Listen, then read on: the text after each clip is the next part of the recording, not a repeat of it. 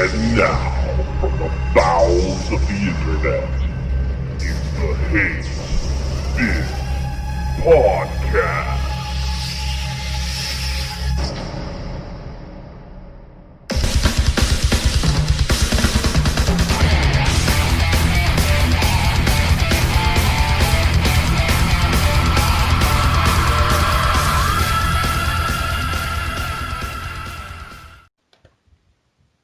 Greetings, hate fans. This is Yellkaos, and I'd like to welcome you to HBP E3 Damage Report. The HBP Podcast is on the air. I'm Yellkaos. Joining me, as always, Razor Fist. Let's snap into this figurative Slim Jim, shall we? Alpha Omega Sin. That's not really marshmallow and the Rice Krispie treats. So thank your mom. And the stylishly squishy Sainted Magnus. I'm not squishy. Welcome to our show. You know, gang, we got a lot to discuss. There's been some atrocities committed, and not nearly enough good things to undo the atrocity. So we're gonna tear it apart. I swear to you, because if we don't, I'm gonna fucking explode. But before we do that, we're gonna go into the mailbag because you guys have been asking your questions, and we appreciate it. If you have any questions, any interests, anything like that at all, just send it to hatebitpodcast@gmail.com. And don't forget to check us out on Facebook. You'll find a link down below next to the links to all our Schmidt. Anyway, first thing in our mailbox comes from Deus Ex Machina, and he says, "Greetings, you marvelous bastards." Thank you. Fuck you. Since you were all pretty focused on this past E3, I'm sure you're all aware of Ubisoft's Watch Dogs. I think we can all agree that it looks, at the very least, interesting, in quotes. And if you don't agree, I want some of that you're smoking. So no point in asking what you think of that game itself, but rather Ubisoft. It looks like the game is being developed in-house, like the rest of the big-name franchises coming out from them. And remember what happened last time a new, interesting, fresh concept came from them. That didn't sound like a question. If you don't, let me... Oh, shit. Oh, let me give you a hint. It involves white robes and jumping from very tall towers. So my questions are these. Finally. Do you think Ubisoft is going to pull a Madden on Watch Dogs? Should it be left alone once it is released as a standalone product, much like 13 and Eternal Darkness? No. In parentheses, he says, let's face it, guys, if Silicon Knights made Eternal Darkness 2, it wouldn't have a sliver of the original's charm. Too human anyone. I really hope that there's questions behind these question marks. Number 2, he says, what about multiplayer? Do you think having multiplayer in a game that can hurt its potential immersion factor? I think it'd be pulled off tastefully. Let's hope for the best. Thank you, and keep rocking on. Well, Deus Ex Machina, I'm not really sure what you asked yet again. Yeah, way to not ask a question. Way to thinly veil your fucking Here, rant question mark. I can go and... Who are you working for? Tell us now. He's basically saying with the Watch Dogs, do you think that Ubisoft is going to more or less water it down like a motherfucker with endless sequel after sequel if it does turn out to be a hit? And do you think that multiplayer could potentially fuck it up? At least that's what I took from it. Yeah, he sounds like he's... No, I mean, no. There's no way you can fuck up GTA with multiplayer. So, in fact, absolutely enhance it with fucking multiplayer, personally. it's just, am I wrong? Does this not look just exactly like fucking GTA? Or Yeah. I mean, I there's think some it looks a lot- conversations. Got some news for you. There were conversations in GTA as well. But you can hack things, okay? And you push one button to do it. You can push one button to open doors in GTA. You can push one button to do... I mean, just because the button is doing something different doesn't mean it's a different game, you drooling fucking morons. Yeah, exactly. But anyway... I didn't actually watch the Ubisoft conference, so I didn't really see Watch Dogs, so... There's nothing much... Because... To be quite honest, the Ubisoft conference only really had Assassin's Creed 3, that new, what's that, Uncharted game. Oh, it's, Splinter Cell game. And more Raving Rabbids, and, oh yeah, that Rayman Legends, which actually looks pretty good. So, that's about it, really, that they had. I don't understand.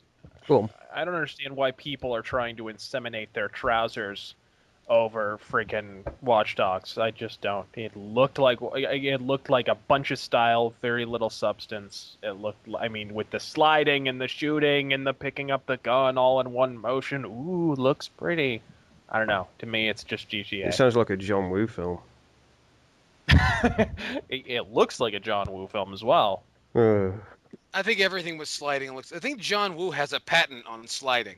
I'm pretty sure that he has something to do with everybody greasing their assholes and then just going and running at whatever object they could possibly hurtle over. Yeah, I'm sure John Woo lays claim to slippery assholes and slow bullets. I guess. Max Payne, anyone? Oh Christ. No, And- Ubisoft. Can I just ask, why does Ubisoft even have a press conference? Because they didn't muster up the funds to be able to have their own conference like some of the other third-party developers that decided. No, you know, but I'm not fuck the saying big that. I'm conferences. saying in the sense of, I don't think their library right now can justify having their own press conference at E3. You know what I'm saying? My thing with Ubisoft is they always say that Ubisoft is something for everybody. Well, E3 is not for everybody. No. Well, I don't. They kind of are. Not really. I mean, realistically, soccer moms who are gonna buy, Let's Dance 4 are not at E3. That's absolutely true, and that's another reason why it's kind of misguided. But it's also a thing for the shareholders, and the shareholders, they sit down at E3 and the self-righteous ether, and they watch this garbage. And these are the people when they crank out some banal Kinect demo every single year at the Microsoft press conference. That's who they're doing that for, is for the completely and utterly oblivious shareholders. Yeah, well, and think about who the shareholders are. The shareholders are people mine and your parents' age. The fuck do your parents know about video games? Did they say anything about? Exactly. Did they say anything about Rainbow Six Patriots?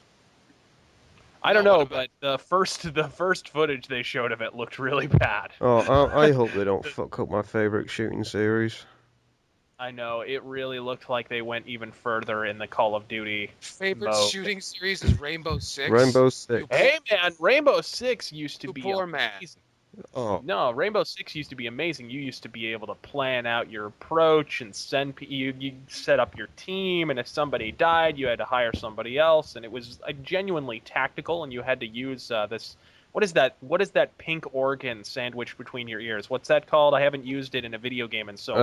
I forgot. it's that pink Tongue? squishy thing called a brain, I think it was. Right. I think we all have one, but due to the mind-numbingly boring games that we're getting in the past 2 years, apart from Deus Ex. They've atrophied from lack of use. Yeah. Yes. No, thinking went out of style somewhere around 1998, I think. Well, that's when the best Rainbow That's Six when game- Korn got real popular anyway. That's around the time Jay-Z had his first hit single. I don't think He Uh-oh. had a hit single. That's what I keep wondering. What is he so famous for? I mean, I don't. Fucking He Beyonce. bounces Beyonce's backside every week. I know, but man, this gangly. He could have been Steve Urkel's cousin. Look at that, ugly mother. he buries his big old Burmese python in her jiggling boobies every single freaking day. That's Please. what he is. But who wouldn't want to drop the Burmese python in Beyonce? Be honest. I wouldn't fuck Beyonce. No. I Yeah. wouldn't fuck her ever. That's the Just- truth. Like she couldn't seriously keep my fucking dick hard. I would fuck Betty White first. Now that Like- sounds like a That's challenge. more- No. He's got- Firstly, I would be proud to fuck Betty White, and that's the truth. I just banged one of the fucking Golden Girls, the only one that's still alive, and high fives to fucking me because it's Yeah, Betty. but you motherfucking realize that White. if you did in fact fuck her to death, that wouldn't be that much of a feat. Yeah, but a lot of people around the world would finally be able to say, "I finally won. What celebrity died this year? Hooray!" So And I was There goes that. responsible. Hey, wait a minute. Yeah, that's influencing the pot, man. it happens. You can't do that. That's how Wall Street works, man. You can't do shit. Well, no, like it's only influencing the pot if I actually get a cut of it. So I would have to Oh, go there and you get go. into contact with all these people. So How did we get from Ubisoft press conference to fucking dead Betty Oh, White to death? Here, that's actually here. I'll do one thing I normally don't get to do. I'm going to get the conversation back on track and towards the question he asked about the multiplayer being able to fuck up the game. And I'll say this. I would like to get my hands on the single-player campaign and be able to judge the game just based purely off of that before I ever worry about multiplayer, because the fact is I would rather just have a good game before I think about running around with my friends shooting each other in slow-mo in the fucking face and then hacking fucking streetlights and whatnot. As entertaining as it would be with a person, I'd rather try co-op before I go into full-op multiplayer, because multiplayer needs to be thought out and fleshed out and maps created and needs a lot more fucking work than just having a buddy with you doing some random missions and shit. Whoa! Wait, you want them to like make a game? What the hell is wrong with you? Oh yeah, shit. I'm far ahead of myself. I do apologize there. Anyway, let's move on. That was our feelings on Ubisoft anyway, and Betty White. And just for the record, if you've got some great big jiggling boobies, you can send them to hatebitpodcast@gmail.com. Moving on, we are going to be pulling. We're going to be pulling some mail now from our Facebook page. There was You a lot. paused there. There was You an were talking about explosion pulling outside, I something. think. Here at Hate Bit West, we seem to be having a little bit of trouble outside. Well, he does live in L.A. I mean, I know. See, that's Shit. here in the Hate Bit Los Angeles office, gunfire is not uncommon. Anyway, yeah, he's being shelled right now. Actually, yeah. He's in the Yellkaos bunker. That's right, because of our great gun control. Anyway, this comes from James William Hogg on the What Hate Bit gun control? Facebook. You- And James says, "Hi guys." Hello. Hi. He says, "I would like to ask two things." All right, we have time for just two things. He says, number one, do you guys know about tabletop board gaming? If you do, what are your opinions on it? And number two, he asks, has there ever been a game which has inspired you to change something about yourself? Number one, I know about tabletop board gaming. Yes, I do. Anyone else? I do. or no, tabletop I'm not sure if he RPGs. means- I wonder if he means RPGs or just ordinary board games. Back in the day, I used to play BattleTech. I used to play. I've never played D&D, but I think I played a little bit of Vampire the Masquerade. I like them. I think that I dig. Nothing about a game has ever made me want to change myself personally, because not much of anything has made me want to change myself. And if it sounds like I'm tooting my own horn, it's because toot fucking toot. I'm tooting my own horn. Fuck you. Hmm. I just like to say that I whip the wife's ass at Trouble on a regular basis. That is the extent of my experience there. I also know the secret to playing Guess Who. You just ask, is your person white? No, you're Tyrone. And has there ever been a game which inspired me to change something about myself? No, but that would have been Michael Jackson's Man in the Mirror. That made me think, yeah, he should really change himself. Anyway, Alpha? I'm geeks galore here at my house. So tabletop gaming, I've done Dungeons and Dragons for well over 10 years now. Did Palladium. Razor Fist mentioned Vampire the Masquerade. That was one of the earliest role-playing game things I ever used. Beyond that, I played this game called Zombies. It's just a little board game. You use these cards to put together a map and try to fuck over all the other players. Trying to think, I got a Resident Evil tabletop game, which is kind of interesting. And then there's Magic the Gathering, which I still dabble in every so often. And as for a game ever changing me, no, but it did teach me how to speed read. That's actually the truth. RPGs taught me to speed read when I was younger, and now I can speed read. And beyond that, I changed my clothes a little bit because I have lots of video game themed T-shirts and stuff. Yeah, that's it. Hooray! And now you have attention deficit disorder. Yeah. And there you go. Yeah, that's true. RPGs did help me learn to read a little faster, I guess. Although I was already a pretty good reader. I had parents who gave a shit. Yeah. So Are you sure you come from Arizona? Yeah, I know. They used to actually sit me down and teach me how to read, so I guess I could read already. What is one nice thing, and I'll actually say this out to everybody listening, if you've had this similar experience, but despite the fact that I did read a lot and I did write a lot when I was younger, I actually expanded my vocabulary greatly because of playing RPGs, because they would, they'd say things, I'm like, what the fuck does that mean? All right, help me Wikipedia, help me Google.com, help me fucking dictionary.com. Yeah. I wouldn't. Mom, I do we have wouldn't a rely. dictionary? I wouldn't rely too much on Final Fantasy VII for that particular phenomenon because you're just gonna learn. You're just gonna learn Barrett saying "shit" over and over again. That does kind of get mind-numbingly boring afterwards, though. When you just every 5 minutes you see Barrett saying "shit." It's like saying hearing Cloud saying "I don't care, I'm not interested." Whatever. Yeah. Whatever. Or Friggin' them this- fucking annoying three dots. It's like boop boop boop. That it? Oh man, he I was don't know. the dot king. When I was feeling like absolutely apathetic towards something, I would just say dot dot dot out loud, and then just stare at people like that's right, and they're just like, okay, like this fucker's serious, right? It's like damn straight. Ellipsis. Oh, yeah. Serious heart attack. And oh yeah, but for the listeners, have any of you played like? Oh, I'm talking about when you're younger. If you played any kind of RPGs or anything, did it actually like help you read better, expand your vocabulary, any kind of shit like that? Like if it did, definitely share, because if it did, that's kind of interesting, because that makes me happy that I'm not alone. You know what else I gotta know? Here's one thing. I'm laying out a challenge right now. Yellkaos is challenging the entire hate fan crew. If you can beat me at, in fact, I'm asking you a challenge in Trouble. I challenge anyone to a game of Trouble. I will whip your motherfucking ass at a game of Trouble. That's what I was trying to get at. Anyway. Anyway, my turn, I guess. Yes, go on, please. Well, never really played any tabletop games. I've done a few RPG nights with my friends. You know, as Razorfist mentioned, Vampire the Masquerade. We did like a cyber death punk sort of doodah a few years ago. Cyber Death Punk Doodah? Yeah, it was. That's like too much fun in one lifetime. Yes, it was. I'm picturing a futuristic like line dancing competition in my head right now.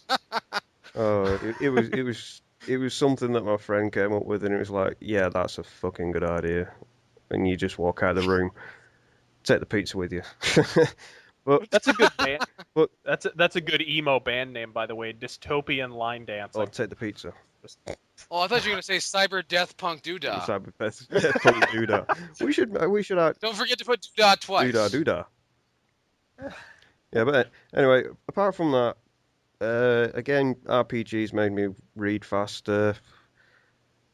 I think Gran Turismo actually helped me learn to drive because I was playing it with the steering wheel. It did actually help me, you know. For real? Yeah, it did. Because it's like, right, I need to learn gears. Right, manual, get the steering wheel out, start changing gears. If only the Yellow Ranger had played more video games, right? we got this. That's so funny you brought that up. That's so funny you brought that up. In high school, my brother stole my mom's car, and like criminally stole it, and he was like maybe 13, and but it was a 5-speed. And I asked him, "How the hell did you learn how to do that?" He goes, "Need for Speed, man." There you go. I'm like, "How'd you?" And so he learned to steal my mother's car by playing Need for Speed, figuring out how the gears worked, and then watching how the clutch worked.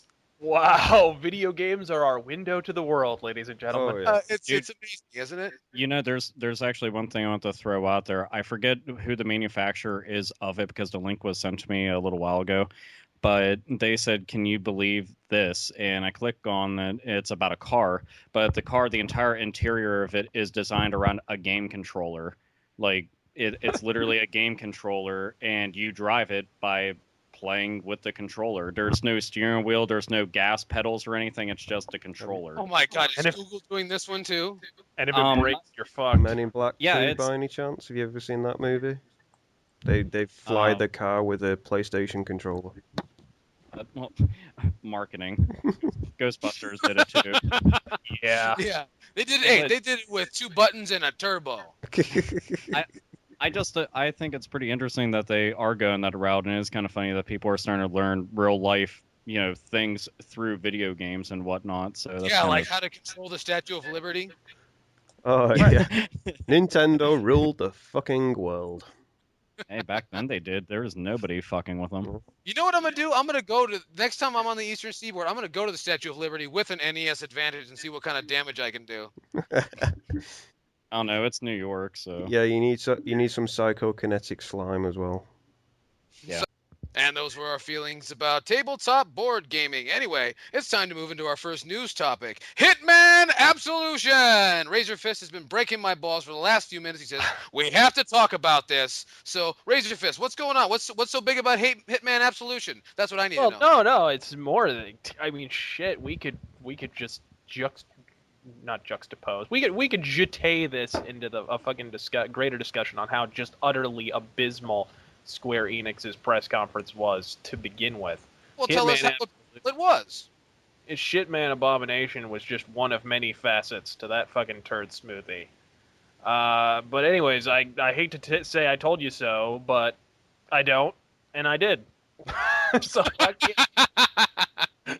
And now, in response to all the vociferous detractors arrayed around this monument to mundanity, and there are vociferous detractors arrayed around this monument to mundanity. As a matter of fact, they most of the advanced reviews of people who have gotten extensive playtime with Hitman Absolution are not impressed. And we're talking professional reviewers that are getting ad revenue from Square Enix for this fucking game. Can I just point something out there first? Professional reviewers? Yeah, professional reviewers. We use that term very loosely. I'm talking like 50-year-old prostitute on the corner, tired as fuck on Mardi Gras night. With loosely. diarrhea. Yeah. We're talking Lindsay Lohan's throat muscles loose. Oh. And you can't get any looser than that. Anyway, so in response to all these detractors, IO Interactive, they got all these stupid features like being able to see through walls. And not only can you see through walls with the X-ray vision, the X-ray vision also shows you the exact route that all of the enemy AI is going to take. So it's like Batman Arkham Asylum, but even more lobotomized. And they're basically, their response to all these detractors is to say, well, just don't use any of the new features. To me, that's like saying, yeah, there's a dead dog moldering in the fucking family room. So what? Don't look at it. It's a dead fucking canine. What in the fuck else am I supposed to do? You can breathe through your mouth. Nobody told you to breathe through your nose. Cover up your nose. It's no big deal. The Danish dick pumps at the quote-unquote new IO Interactive, in my opinion, couldn't find their own ass with a GPS and a topographical map. And if you don't believe me, why don't you give Kanan Lynch a spin sometime? See if that doesn't make you want to gargle with fucking Barbicide. That was a fucking brain fuck, that game. If IO Interactive missed the point any further, they'd have to begin North Korean space shuttle launch. So. Oh, you mean a North Korean missile test? Probably.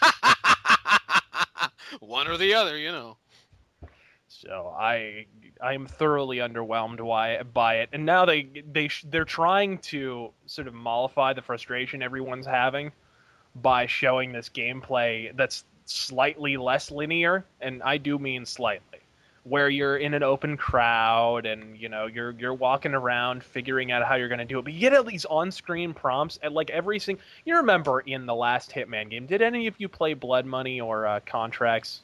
I played both. Yeah, I have contracts. You remember in that you'd kill someone and like a little check mark would appear on screen and say, to basically let you know you killed someone. There would be no text on screen that said, oh, you killed someone you were supposed to kill. Say there were 2 people you need to kill. Well, nowadays, you're going to get this big text thing that's going to take up the top quarter of the screen that says, 1 of 2 people killed, and this is exactly what you need to do. There's more freaking HUD in this game than in most first-person shooters. It's ridiculous. So, it's incredibly condescending, and I cannot stand. And then they had that stupid. Did any of you hear about that controversy concerning the ad that was put up with the nuns that were being murdered mercilessly by 47? Yeah, I got to see that. I thought it was kind of cool, but that was me. Well, apparently you are exactly the audience they're aiming for, and you're part of a very small minority. I know. They actually they came out and apologized for that ad, as a matter of fact.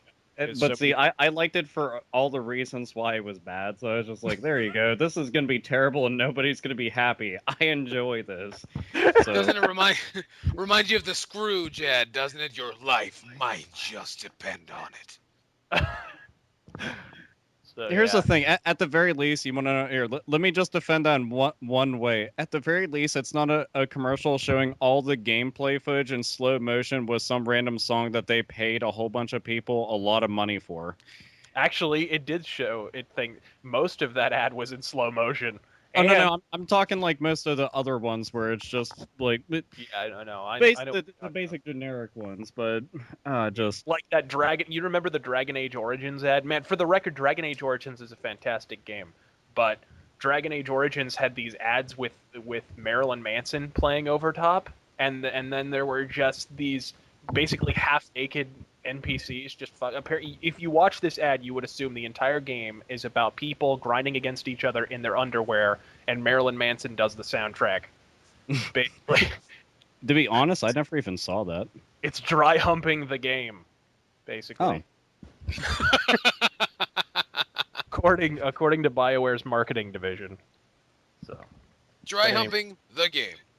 yeah, so Shitman Followed by Abomination. dry humping the T-shirt. So Shitman Abomination. I'm a big Hitman fan. I don't know if anybody else is here, but it's gonna be absolutely atrocious. Absolution atrocious. Yes. Well, the main thing is you gotta keep in mind that nowadays, taking a game like Hitman, they're just like, well, we gotta hold everybody. Well, we have to hold all the newer gamers' hands throughout the entire game, or else they're gonna lose interest in it immediately, You gotta or hold their their interest hand will. as soon as they walk into the goddamn store. Well, do. yeah, technically, that's what all those employees get paid for, though. So Maybe they should just give us two separate games. One for idiots and one for us. And one that's a game. Exactly. One of them can be a movie. It'll be called Metal Gear Solid 4. And Is that just And it'll have zombies in it. And did I ever tell you guys I was gonna do a review of Metal Gear Solid 4? And you know how whenever I do a movie review, I go Rageaholic movie review. I was gonna call it Rageaholic movie review Metal Gear Solid 4. Just to fuck with people. I knew people would get mad about it, but anyways, so I didn't wind up doing that. Aww. see, everybody, you get to hear the things that go onto the cutting room floor. Isn't that exciting? Yeah, Huh? and you Huh? made Some- Razor Fist sad. You're all a bunch of fucks. How dare you take this hateful man and make him sad face? Terrible. What? Terrible. I don't have a sad face. Oh, okay. No. How dare you make me assume that he has a sad face? Terrible. He has two faces. One when he has his shit and one when he swears at you. There you go. Well, they're actually the same face. The other one is the sad face. And he has the sad face on because he lives in Arizona. Yes. I think Razor Fist only has two faces, and that's smiling because he said something belittling, and the what the fuck expression of why did this all just occur? Now I have to go and say something smug. So see face one. Well, he also I has think the other that's one. really- He also has the semi-rageaholic, which is, where the fuck are my comp glasses? Yep. It's true. Dude, I actually dig those glasses. It makes me think of Super Troopers. So Yes, Yeah. whenever you wear your cop glasses, you need more tassels. Tassels. Tassels. Oh my god. and here I want to chime in just one little thing about Hitman. Being a fan of Hitman since Hitman 1, and that one I actually did play on PC until I got on PS2. But anyway, I had an issue when I saw the new one because I was like, this looks too much like Batman. Way too much like Batman. This is looking a whole lot like Batman and not Hitman. Keep in mind, I love Arkham Asylum and Arkham City to death and then some, but I expected Hitman and not Batman, so I was just, I'm very iffy about the game. You think maybe because Eidos lost the publishing rights to Batman because of stupid fucking Warner Brothers buying it? You think maybe they might just be trying to make their own version through Hitman? Like they're trying to fill the hole. Or that or fuck them. Yeah, but anyway. Just like, take that away from us. We can do that too. Unless all the controls are absolute shit or something. Yeah, I hadn't thought of that until now, but now that you bring it up, maybe. Maybe you might actually like it. To be fair, though, I it makes a lot more sense for Warner Brothers to have stake in it, since they technically don't they own a portion of DC Comics? They do, and they've been releasing. Actually, Warner Brothers Studios has been releasing a lot of good games lately. They released The Witcher, and I mean Batman: Arkham City and Arkham Asylum. They're actually on a roll here. Mortal Kombat 9 was pretty good. Yeah. So, Injustice does not look good. However, I doubt they'll continue that role with that game. But yeah. Yeah, I won't worry about that one too much. At the very least, it's still in its early stage. That's the only defense I can come up with it. I'm not trying to say it will be a good game, but I'm going to see when it's just like getting ready to release and then chime in my 2 cents. But if it's anything like, Mortal Kombat versus DC Universe, it's going to feel like a very stiff, awkward game without none of the gore that we're demanding and expecting. I think it's very telling that even IGN, who has made a career out of painting shit gold, publicly acknowledged their game looks like shit. So, I mean, when IGN can't put a positive spin for however $1 million they're paying in ad revenue every single year to IGN, that's not a good sign. I don't know, man. To be fair, IGN rides Marvel's cock kind of hard. Do they? Just recently, and keep in mind this isn't something because it's like, but Alpha likes DC Comics a lot because I actually like all comics, including all the smaller publishers. But anyway, I've just noticed. That's right. They do review comics, right? Yes. Well, I guess you could call it reviews, but they try. But they've had a lot of articles, at least recently, because I always do go to their comic section mainly for news. The reviews I just kind of giggle at, but they've had a lot of articles just kind of downplaying everything that DC's been putting out, and then absolutely stroking the head of the fucking cock of Marvel. And I never really understood that because I'm like, hey, they're both putting out a lot of really good content. I don't really see this, but okay, whatever.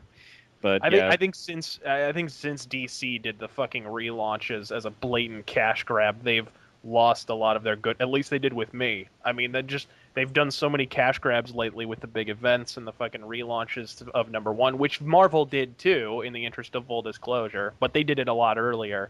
And DC kind of condensed all these things within like the same year, and now they're doing the gimmicky ass bullshit where Green Lantern is gay, which, by the way, we never did talk about that, did we? No, yeah, isn't it Alan Scott from Earth 2? Yeah, it's Green Lantern. It's the original Green Lantern, the Golden Age Green Lantern. Which so if everybody, me and Razor Fist actually touched upon that. Was it last podcast? I think so. Yes. Okay, yeah. So we were all assuming who would be gay. Let's see. Razor Fist went with Wonder Woman. I said Aquaman. We were both wrong, unfortunately. It was Earth 2 fucking Green Lantern, which is kind of funny, but, Yeah, in the back of my mind, I thought it would be Green Lantern, but I thought it would be Hal Jordan. But it turned out to be Alan Scott. Yeah, but haven't they've painted fucking Hal Jordan as like a borderline lady killer, though, so that'd be weird. Yeah, he's a total gash hound, apparently. But that's the thing, like... the sad part was they did this article, I think it was on IGN as a matter of fact, where they were talking, they had an interview with the writer of Green Lantern and how he was dispelling the notion that now Alan Scott's going to be a one-note character that only talks about his sexuality. And to reinforce this point, they have a page from it, and I read it, and the entire thing is him talking about his feelings with his boyfriend. I'm like, this is not good. So long as they don't end up driving the point home like they did with the first couple issues of Catwoman, I think we're all right. Or freaking Batwoman. Ugh. I actually have been avoiding Batwoman, admittedly. Batwoman is such a one-note character. If she wasn't a lesbian, she wouldn't have anything to talk about. There is nothing else to that character. She wasn't a lesbian, she wouldn't be in comics, period. And they've admitted that. Dan DiDio just said, hey, we needed a prominent lesbian character, so we brought back Wonder Woman. Or not Wonder Woman, Batwoman. Oh, can I just point something out? We have kind of strayed away from E3. Like I was about to say that. Size Lake Michigan, at least. Yeah, this is what's called an appendix section. I was about to say continuing on with E3 coverage, but you fucked it up, Redcoat. Oh, shut up. Anyway, continue on with E3 coverage. There's lots of gay people in DC Comics, and we're thankful for that. I don't know why, but that's very important. Speaking of gay people, over at Microsoft,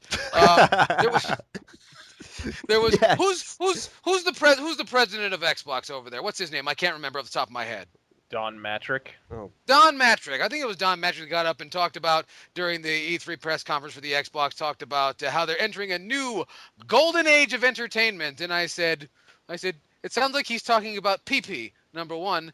And number two, when he said that, people actually laughed. The laughter outclassed the the applause. So that's why we're going to talk about Is it the just me or- Xbox conference. Does Don Matrick, is it just me or does Don Matrick look like Owen Wilson's slightly less suicidal brother?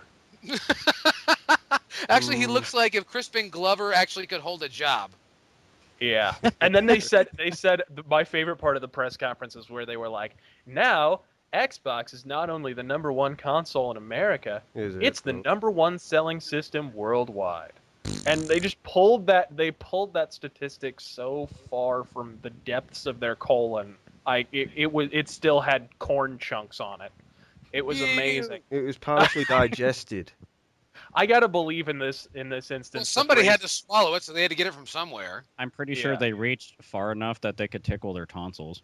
Microshaft is number one in the same way that a Special Olympian who manages to pull off the 500-meter dash without shitting himself is number one. Oh. And we've got the Olympics over here in a couple of weeks. One thing that I have to say about Xbox is, Xbox, didn't we say just a few podcasts ago that they're kind of in financial kind of dire straits?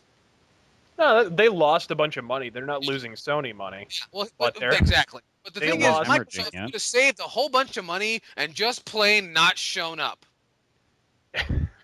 I think they would have been so much better had they not even showed up, because everything that I heard was stuff I already knew about, and I don't really even research that well.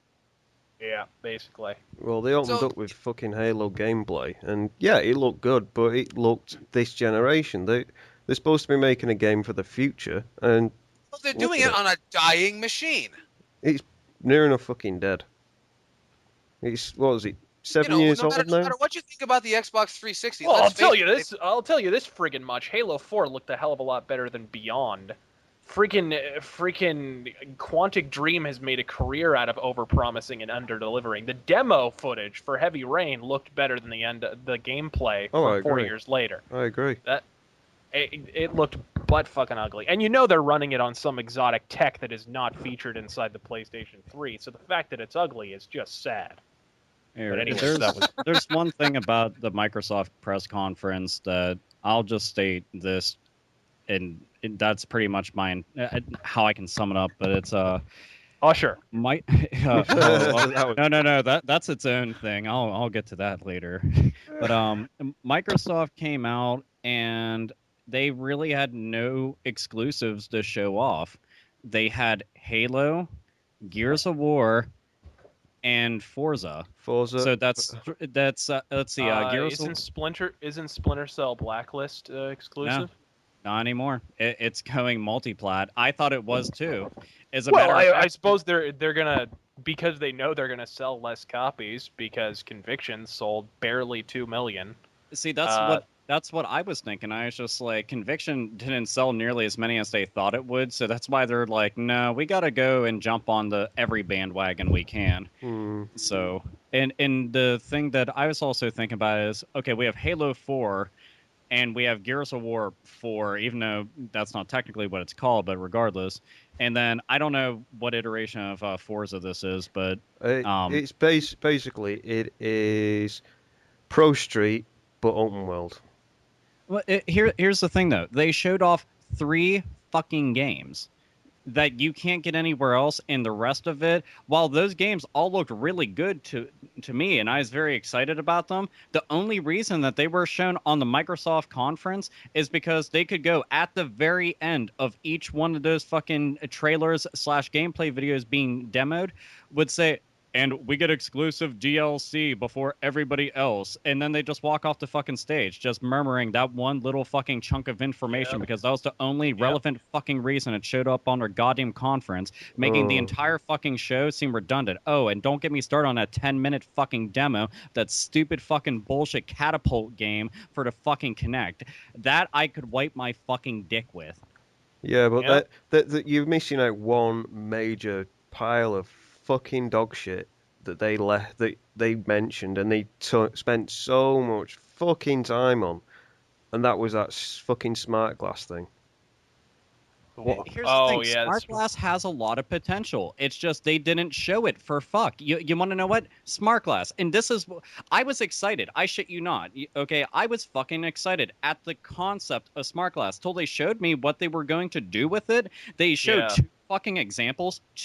Okay, you'll be able to scan some stuff, and then it'll show up on a tablet. You mean I'm going to have to pause my game to look on the tablet to read this stuff? Here's a fucking news flash. I'm gonna have to pause the game. You could just include it in the main fucking menu. That's not a feature. That's fucking retarded. I want to see something that actually adds to the gameplay to make this seem interesting. You know, some ingenuity, not just fucking retarded information I'm reading. Yeah, like that's fucking dumb. 360 does not need a peripheral. The only peripheral it needs is a game. Yeah, and this is the byproduct. This is the byproduct of Microsoft going and wandering away from first-party development. They've let all of their most influential, best first-party developers go the fuck away. They let BioWare go away, and BioWare, it was definitely to BioWare's detriment as well as Microsoft's. And I mean, it's just completely got. Speaking of which, did you guys hear about the Old Republic? Sorry. Can we? I can't not mention this, for Christ's sake. Can we save that for the EA one, please? Yeah, we're gonna have to talk about that during the EA bit. But yeah, that. So either way, they've wandered far from where they need to be. The thing is, they're still shooting Kinect. At the end of the day, who's laughing? I would like for them to have more games, but they're still outselling the PS3 without breaking a sweat. Yeah, but we don't give a shit about sales figures. It's about the fact that they're not actually making any fucking games. They are turning it into a fucking PC. They have finally, after 7 long years of fans wanting an internet browser on the fucking Xbox, they are finally putting it on in the twilight of the fucking thing's life. Also, you can connect your mobile phone up to this fucking thing, and you can use it as a remote control or that fucking smart glass thing just for the fucking. Isn't that whoa? Isn't that the exact same thing PS3 tried to do with the PSP, except it didn't fucking work? Yes, exactly, and it didn't work. I know it didn't work because a lot of people fucking tried it and were like, "What the hell are we doing with this thing? We don't need it." You want to know why it doesn't work? Because it's an additional item that it's just like, okay, I have a controller in my hand at all times when I'm trying to play by game console. Why do I want to have other additional items to do the same things I could just do with the fucking controller? Well, it's like this they're all doing it. All 3 companies are doing this whole, you can have this tablet and you can interact with the game in various ways. Or isometric gaming, they were trying to coin the phrase with Nintendo, but it looks like Microsoft are doing asymmetric, isometric, fucking whatever they want to call it. Those are 2 completely different terms. We don't give a fuck about that. It's the fact that they're all going, Nintendo can do that. Xbox can do the same. Oh, and so can PlayStation. They're all as bad as one another. They're like, we've run out of good ideas. Let's see what this guy's doing. That's exactly what Microsoft have been doing. That's exactly what Sony have been doing. And that's what the corporations have been doing since the 70s. Yeah, no, but they're not idea people. They're money people. Yeah, which is wrong. Well, I think the one thing that we're all ignoring here is the fact that the smart glass allows you to browse the internet. Finally, the one thing that the Xbox should have done when it first came out. You're able to browse the internet with your Xbox through Internet Explorer. Here's the thing. It's awesome that you can do that now, but you're going to be browsing the internet with Internet Explorer. That's the downside. So unless I can go onto Internet Explorer and download Firefox or Chrome, then I sure is fucking diddly shit. Do not ever want to browse the internet with my Xbox 360 ever. See, Mozilla needs to have a console. To their credit, or not to their What credit, credit? far from it. But the last update wasn't the last version of Internet Explorer just a thinly veiled ripoff of Chrome. Like they basically turned the whole thing into Chrome, basically. Well, yeah, They did, yes. that's what they did, but admittedly, and I mean, I used it. This isn't one of those things of you just hate Internet Explorer because, and it's like, no, I actually got my hands on because I want to find out exactly how much better it was, and it is. It's leagues better than past Internet Explorer browsers, but guess what? It's still fucking light years behind the competition. So King shit of Turd Mountain, basically. yeah, it's just like, hooray! Now I sing the song of my people. My 5-year-old humor. Yeah, yeah. But to be honest, Microsoft, they can. I'm not being a fucking fanboy here. I'm just stating the facts. They fucking wasted an hour of E3. They did. And They you might wasted I'll go along with time. I'll go they along have with the that. fucking funds to really go out there and just absolutely fucking destroy everybody. They do. They But have the fucking realistically, fucking- they could have done a cost-saving measure and not done anything and made the same impact. Yeah, they Yeah. really could have. Who's seen the white Xbox 360 that they've made? What? The white Xbox 360 Slim. I haven't seen it. They made a special one for the Olympics. What? God. A white Kinect and a white Xbox 360 Slim. I fucking they don't hate know it the when white people console win this year? manufacturers. I hate it when console manufacturers do that, and Microsoft has been the worst far and away with that. They got the Halo Xbox 360, and they got the Mass Effect. They got the Assassin. Well, actually, no. The Assassin's Creed one wasn't that on PS3? I don't remember. But no. Ubisoft sure does bend the fuck over and take that Sony money cock. But They have that's probably, Resident Evil 5 Xbox 360 as well. That one I actually liked the way it looked though. Yeah. They've had many Call of Duty ones as well. Okay, how could I forget? They've had 31 flavors of Call of Duty Xbox 360s. I mean, they just every single time a new game comes out. What's Fantasy that? 13. Yeah. Are there people that really buy these fucking things? Yeah, the same. Specifically, like, is that really going to add to the ambiance of your already dark bedroom? Dude, I shit you not. Just oh, go ahead. Here. No, I was just saying. Survey says fuck no. But then I was why gonna do say, they keep making them? As a collector, I know a ton of other game collectors, and I know people that have like every single limited edition of like the current gen. All the consoles and all the handhelds have all the boxes and shit displayed, all the systems separately Sure, displayed. but I'd like to think that's a fringe. I can't imagine there's that's 17 definitely million a people niche. like that. They do have a niche carved out, but I can't imagine like on a global scale, people are absolutely like working their fucking shafts over the very concept of having fucking lightning on the side of their fucking 360. That's what I mean. It really can't. It doesn't have that much of an appeal. So that's a losing business model. To release these all the time. And secondarily, where do they go? Exactly. Because Well, I know they they're not, wanna know they're not it's like Nintendo. 150 made. You got to justify an order that size. You're talking about thousands of units. Where do they go? No, it's Brazil. Brazil. Yeah, and we'll just put them there. Put 'em in Brazil and Brazil. Cuba. Everything that doesn't work anywhere else goes to Brazil and Cuba, just like the Nazis. Oh, Well, it's true. I know. But back to the conference. It was anybody else? And be honest, I was kind of surprised. But how the fuck are they still trying to sell the Kinect as like the party machine that is going to give you an experience that you've never had anywhere else? They get Usher to come on stage and sing a song.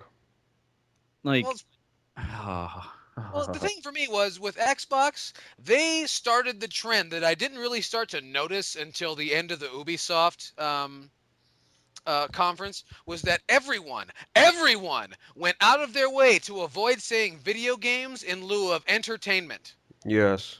Did you notice that? Well, the title of the press conference was "Entertainment Evolved."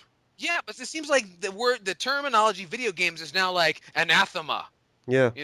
That is words you ought not speak. That is the unspeakable name of what it is that we do. And it's kind of like calling a wrestler a superstar. Well, it just seems. Well, there you go. But it's like, these are bad words now, and they're getting ready to throw us overboard. All the consoles are just going to become fucking movie players now. Well, Well, they are now that I think about it. Look at the PlayStation. That's always been a fucking media player of some description. You get to watch 35 minutes of a movie, and then you get to press X. Yes. Press X to continue. Anyway, is that all we have to say about the Xbox conference? Oh, no. It was very disappointing. That's What? my There's way not of summing much to say about it. It was disgusting. Well, it was basically a fucking carbon copy of last year because they ended with fucking Modern Warfare 3 last year as well as this year. Oh my god, that shit. I'm so glad. You know what? I really think that I somehow cleansed my fucking memory of that until you just brought that up, and holy shit, is it just shattering right now? You're gonna How die. in the fucking hell did they dedicate that much fucking time to Call of Duty Black Ops 2? And mind you, I'm not saying this because it's like, oh, you're just bashing Call of Duty. No, I'm not. Okay, it's a Microsoft fucking conference. Do you really need to go and dedicate that much time to something that is going to show up on the fucking on the PC, on the PS3, on the Wii U, and on the 360? You're going to take that much time, that much precious time that you could have been showing off new IPs, new exclusive titles that are only going to be found on the 360. Instead, fucking like at least 1,000 years of seeing Black Ops 2 footage, and I was just like, snooze fucking fest. I will see you in a little bit. I'm grabbing a beer. I turned the conference off after that. Well, here's how interesting that fucking part of the conference was. They had to show the trailer for Call of Duty 1.5 times. They had to play. They played the game for 20 They had to start it fucking over again. minutes. You serious shit? The conferencing scene with the Secretary of State, whatever, and all that stuff, and they turned our weapons against us. We had to see that twice. That's how much they had on the shelf, apparently. I'm curious, Razor Fist, how did you feel about the entire thing of them showing off all the third-party games for an extreme, crazy amount of time? I think is Razor Fist dead? Razor Fist. Well, somebody poked the man with a stick. I can get a stick somewhere. I have some in the backyard. I think he's fallen asleep because we've spoken about the Xbox 360 conference way too much. Could be. Could be. Poke. Razor Fist, I am going to put my wiener on you. And those were our feelings about the incredibly mediocre Xbox presentation. Now we move on to something that Sainted Magnus has been talking about for the last little while, and that's Dishonored. Sainted, what's going on with Dishonored? Yep, well, they've just announced the pre-order bonuses for the US. This was given to me by our good friend Razor Fist. I believe he was the one that kind of fell asleep a moment ago and is actually awake. Hopefully, have you finished poking him with your wiener, Alpha? Yes, I have. Is he awake? And it was enjoyable. Yeah, I think he's awake. Unless he's still got it in his mouth. No, it's no, it was on his brow. I wouldn't put it in his mouth. That's just rude. He might have tucked it in his mouth. You never know. But anyway, right. So they've got some pre-order bonuses for GameStop, Best Buy, Amazon, Walmart, and Target. So let's go through them. GameStop, you get the Arcane Assassin downloadable upgrade pack, DLC basically, and some Dishonored tarot cards. Should be interesting. Best Buy, you lucky bastards, you got something called the Shadow Rat downloadable upgrade pack and a whale oil USB lamp. Yeah. I'd love to see a picture of that. Yeah, they haven't released a picture of it yet. They should do. So I have no idea if it's fucking awesome or not, but they should. It sounds awesome. It does sound awesome. It'll make our PlayStation 3s and Xbox 360 smell all this much sweeter. Let's see. Amazon, they get the Backstreet Butcher DLC pack. Yeah, not to be confused with the 98 Degrees Butcher DLC. Yeah. And then you get come on. Walmart. All right. Walmart. No? Walmart gets the Acrobatic Killer DLC upgrade pack. And lastly, and Target got the fucking money cock with this one. They got a smartphone Dishonored decal. Something that you could Woohoo! Something that you could probably find on Google Images now. They got a sticker. Yeah, they got the And you can order it retard for Rukia sticker. Games to get the Tony Danza hair care set edition. Yes. Yes. Mona! So whether the UK gets something like Angela! Oh, for God's sake. So whether the UK gets something like that, I will do some digging and I shall let you guys know. So, anyway, let's move on. Can we kick the fuck out No, of EA for the particular. No, we got to talk about this for Christ's sake. Jesus Christ. We're not just gonna glance over this bullshit. Are you kidding me? Yeah, the I'm anxious to kick the fuck out of EA. Well, then you get to wait your turn because Razor Fist has been foaming about this one, man. Even while he was asleep, he foamed. Razor Fist, foam! That's because he was dribbling, for fuck's sake. No, it's because he's Oh. that dedicated. We have to hang a bucket around his neck when he goes to sleep. So he But doesn't drown himself. Putting aside the sticker collection, the eye catcher for me, for the avid seaman that I am, obligatory chuckle, is the Best Buy pre-order DLC with the whale oil USB lamp. I repeat, whale oil, folks. Which is it's mainly just a convenience thing because usually if I want to nab some whale oil, I have to go all the way over to Jim Sterling's house and wring out his pillowcases. So just head on over to one of the 3 remaining Best Buy locations on the planet and procure this pre-order DLC bonus for the bargain price of your ever-loving soul. Watch this. So- These things will come up on eBay for about $2.99, and then you can all of you can have a whale Yeah, but oil lamp. you still have to pay your soul. So, Yeah. But let's be real here. You're listening to the Hate Bit podcast, and so your soul's probably about as useful as Bob Dole's crank. I don't know. His little blue friend helped him through that. Bob Dole smash. EA. I want to kick the fuck out of EA. 1990s reference number 371.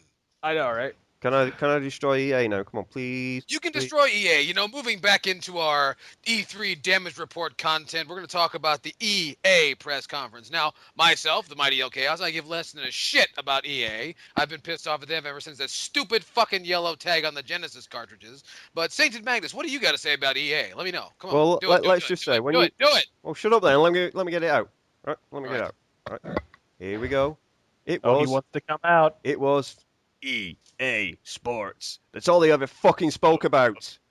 Madden, FIFA, Madden, FIFA, Well, MMA, what are- FIFA, Madden, FIFA, MMA. Woo!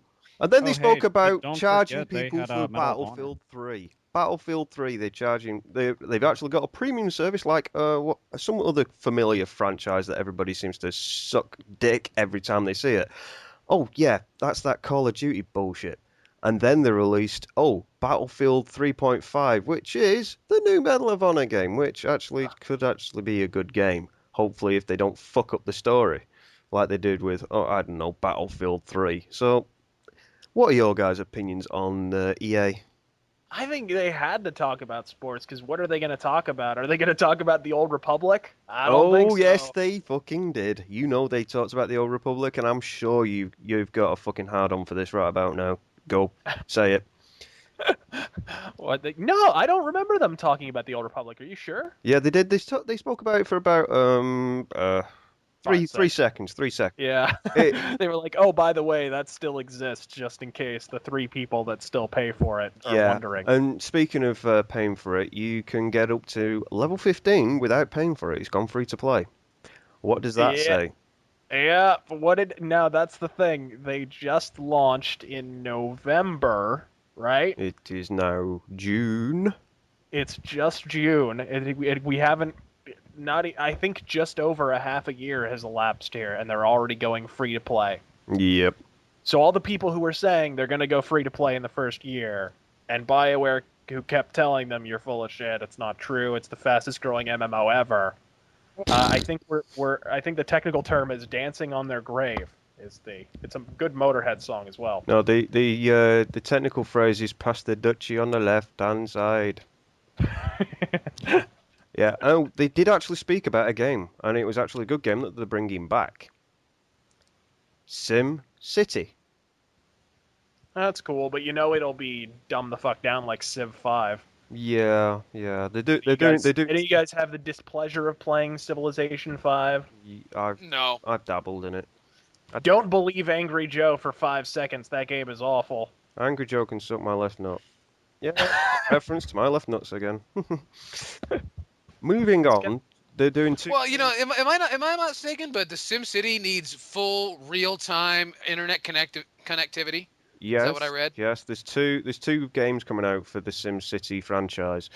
That is one on Facebook, and the other one is going to be a full PC release. But no way are those two games actually related in any way, shape, or form. They just Well, share the same. EA. I've mostly been pissed off at EA ever since they acquired the Sims away from Maxis. I mean, they've done nothing but I need a superlative for sodomy, but I'll just say sodomize that franchise. And so anyway, fuck EA. Yeah, fuck EA. I was gonna be perfectly cogent, but I decided no, just fuck them. Fuck them in the asshole with a big rubber dick. That came with the Yes, yeah it's part came of the. came with Saints Row the Third.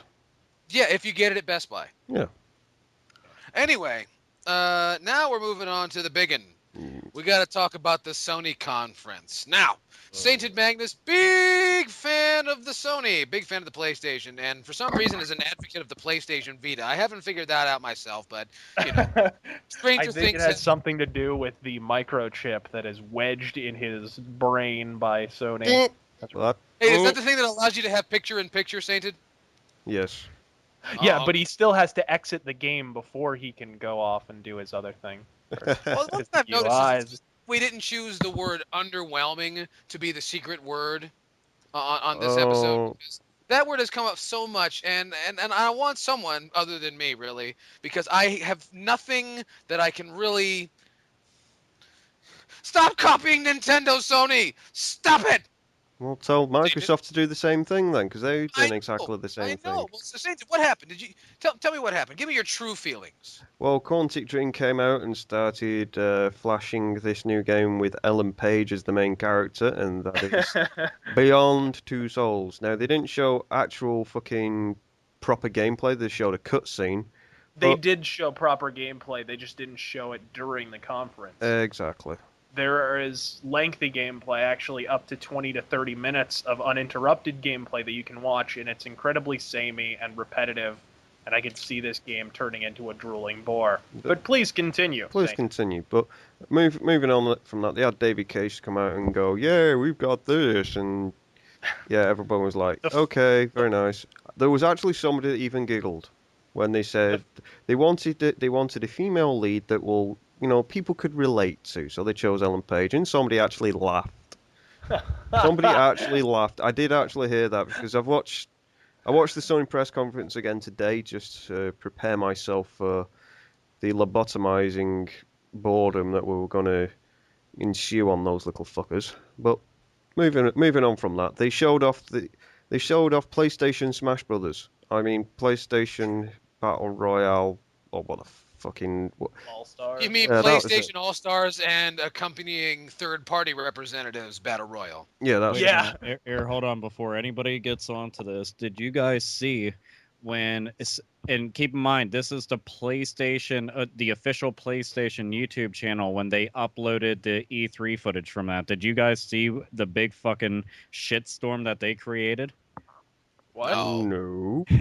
Yeah, it's I'll have to show you guys later the actual picture because I have the screenshot from it. But when they uploaded it, you know how there's tags on YouTube videos. So when people are searching things, that tag could lead the Oh yeah, person I to it. remember now. There was only like 2 or 3 tags, and all 3 of them were like Nintendo Smash Brothers, Smash Brothers Brawl, Super Smash Brothers, and that was it. And keep in mind, this wasn't one of those scenarios where they were typing in the information and it just automatically saves and it's No. just sitting there live. No, that shit was fucking done, and it was out there for everybody for mass consumption. As soon as people got wind of that, oh, they ate that shit alive. Like, absolute fucking tore it a new asshole and then some. It was horrendous. What do you want to bet it was some disgruntled Sony employee who's going to be laid off next week and was like, this is just a clone, so he decided to throw that in there. Yeah. To be honest, that would be funny, but if it isn't a disgruntled employee, he just became one. So Because they just laid off like something like 10,000 people from Sony. So It won't surprise me, but Moving on to beating them up, they actually announced that they were going to put this Smash Brothers clone onto the PlayStation Vita with cross-play. Now, cross-play, for those of you that are uneducated, is actually you can play the same game on your Vita or on your PS3, and you can actually play each other. So, say if one player's got a PS3 and one player's got the Vita, you can play each other and beat the fuck out of each other on that game. Yeah, and it's buggier than Paris Hilton's panties. Well, It never works there's right. nothing more buggier than Paris Hilton's panties. Come on, you got to know that by now. But it's an interesting concept. It's a good idea, and it could work if implemented properly. Then they actually told us about a book. A book. They're releasing a book for the PlayStation Move. What do you think of that, guys? The Wonder Book? Oh, the Wonder Book. Oh, here's what I think about the Wonder Book. It's a nice concept for people with kids, and that's about it. Third-party devs are not going to give two shits about this. It's going to gather dust. It's a peripheral that is hard to sell. And the thing a is, PlayStation console gathering dust. Surely you jest. it's not even the console that'll gather dust. It's just the book itself. I mean, realistically, I can guarantee that this thing will have anywhere between 5 at the maximum, and I'm being generous, 10 titles for it specifically. This doesn't include the bullshit little fucking downloadable games that people can make within 5 fucking minutes and just like, hooray, that was fun. But overall, this thing, as clever of an idea as it is to a certain degree, and what kind of neat little ideas you could do with a book like that, you know, the fact is Sony's camera is a piece of shit. It's muddy as fuck. It doesn't output in like 480p or some shit. It's a 480p camera, and you're viewing it on a 1080p fucking television. Yeah, so here. Let me put this out for you, for everybody. Okay, so 480p. Okay, and grainy, mind you. I mean, it's very, very ugly 480p. Talking like, take your oldest cell phone ever in the dark and try taking pictures. No, so no, that's no, a no, Sony no, no, PS3 camera. Can I? And then take 1080p, nice fucking lively, colorful graphics, put them over it, and wow, I feel immersed already. I'm sure my kids won't be able to tell the difference, even if my child was fucking 4. He would be able to look up at the screen and say, wow, Daddy, that looks like shit. Why'd you buy it? And I'd be like, well, son, because... Oh, wait, I'm retarded. I don't know why I bought it. I'm sorry. I love wasting money. Yeah. So. Yeah. Oh, and Harry Potter. Hooray! Hooray. Yeah. Again. I thought that fucking franchise is dead now. They've fucking milked It that is enough. dead, but, you know, if they can go and stretch that fucking dollar any further, they most definitely will. And, again, it's one of those things I can understand why they're doing it, but in all reality, it's just like, look, unless you're putting the Harry Potter movies out there for mass consumption for people to eat up and it's a topical fucking thing, the game isn't going to fly off of shelves anytime soon. No. So if somebody's going to be interested in a Wonder Book, you have to go buy a PlayStation 3. You then also have to go and purchase a Wonder Book. Then you have to get games for the Wonder Book. That's a hard sell, like all peripherals. So this isn't really going to go anywhere. They dedicated too much fucking time to it, and it put most people to sleep. If anything, it probably killed a couple people. It put me to sleep. Yeah. And I do actually enjoy Sega, Sony products. I'm calling them Sega. How dare I insult them? Insult Sega, that is. Yeah. Yeah, that was good at rescuing myself there. Yeah, moving on. They actually announced a Vita bundle, about fucking time. But it's a white Vita with a 4GB memory card and Assassin's Creed 3 Liberation, which is the new portable version of... The new terrible spin-off that's going to be unplayable, just like, what was the first one? Oh, you mean Bloodlines? Not Bloodlines, that's what it was called. Ugh. That was horrible. So bad. For the 3DS, I think? No, it was for the PSP. They've done one for DS, though. It was called Assassin's Creed 2 Discovery. Whatever the fuck it was. Yes. And they didn't announce a price point for the damn thing, which was stupid. They also announced that they're doing a PS3 bundle for Assassin's Creed 3 they didn't with a special DLC. Actually, not announcing the price point was probably wise, because you don't want another $599 US, $599 US moment. Mm. So They're gonna announce it down the road, so they don't have video footage of Kazurai actually saying this shit in front of people. I know. What does he do now? He sits in the front row. And then we don't need dubstep remixes of it either. No. No, we don't. Yeah. Well, to be fair, we don't need dubstep remixes of anything. No. Oh, Do you man. hear that, everybody? Of anything. All of you, every last one of you, if you make dubsteps, I shit on you. And when he's done shitting on you, I'm gonna light you on fire and piss you out. No, don't piss him out. Let him burn. Oh, okay. Well, Come on, sorry, you I know have I'm to let you evil. burn. You know I'm evil. If you make dubsteps, I wouldn't piss on you even if you were on fire. So I think so far we've established that Microsoft itself this year red ringed, and Sony Yellow lit. I guess a giant enemy crab attacked Sony's weak point for massive damage. Yeah. But there is one hey, game. We didn't talk about. Yeah. There is sorry, one game here. I was going to try and bring this roses back to Sony for once, and that is The Last of Us. Woohoo. Oh come on! Come on, it's a You guys are survival actually horror. excited for this crap? Oh, Dude, I am. I'm Legitimately. excited. Another for it. zombie game, really, just what the industry needs. Another post-apocalyptic zombie game. yeah, but it's a post-apocalyptic zombie game with proper survival horror features. Instead of like giving you a pistol with 1 billion bullets or a minigun that you can miraculously pull out of your ass just to fire at zombies, I'd much rather have a revolver where I've got 4 fucking bullets and I have to hunt to get extra ammunition. I like that concept. Why can't Why they have a were- survival horror game where you're trying to hide from the Manson family or something? That'd be pretty cool. That would. Hide from the shareholders. Why can't they have a game where you're trying your hardest not to go and get a roofie slipped to you at a gay bar and you're there with Jeffrey Dahmer? That would be fun. What about that? Oh, is that what you're driving at? Okay. But the Hey, it could be like Grand Theft Auto 4. Where was Grand Theft Auto? Hang on, we'll cover that another minute. Yeah, that's a good point. That was Grand Theft MFA. Auto was. I told you guys before this happened. There's a bunch of stuff that's not going to be featured at E3, and Rockstar were one of the developers that decided not to show anything at E3 because E3's irrelevant. Yay! So. But Wait, we were talking about The Last of Us. Yes, I'll say this. I already babbled on about it in one of my random bullshit fucking E3 videos, but Last of Us, my main thing of giving this a big old thumbs up is not even so much the horror element, I really like the survival element of it. That actually pleases me greatly, and it doesn't look like it's a complete and utter fucking waste of time. I'm hoping that it plays as well as it looks so far. And the AI looks like it's relatively intelligent too, so that I dig. and so is the AI for the actual fucking thingy character, the support character. Yeah, the girl, dude. I was telling people. I Ellen was just like, Page, actually, yeah, what a bundle of personality. Yeah, but Look, she's not a Sheva character. It's zombies. It's zombies. I cannot fucking stand when zombies are fucking track champions.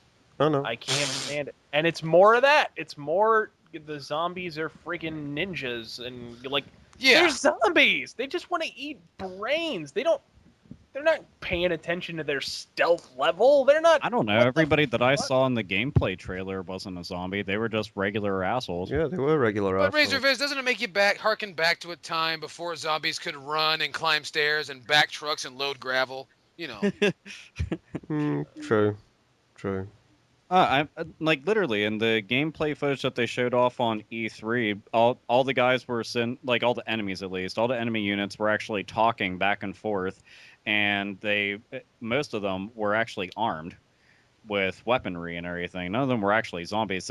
This will sound dumb, but is there zombies in the game? Yes, they are. As a matter of fact, the very first trailer showed them. They're running kind of zombies, like the ones from Left 4 Dead that are just like, what the fuck? I thought you're half dead. Why the fuck are your lungs so powerful?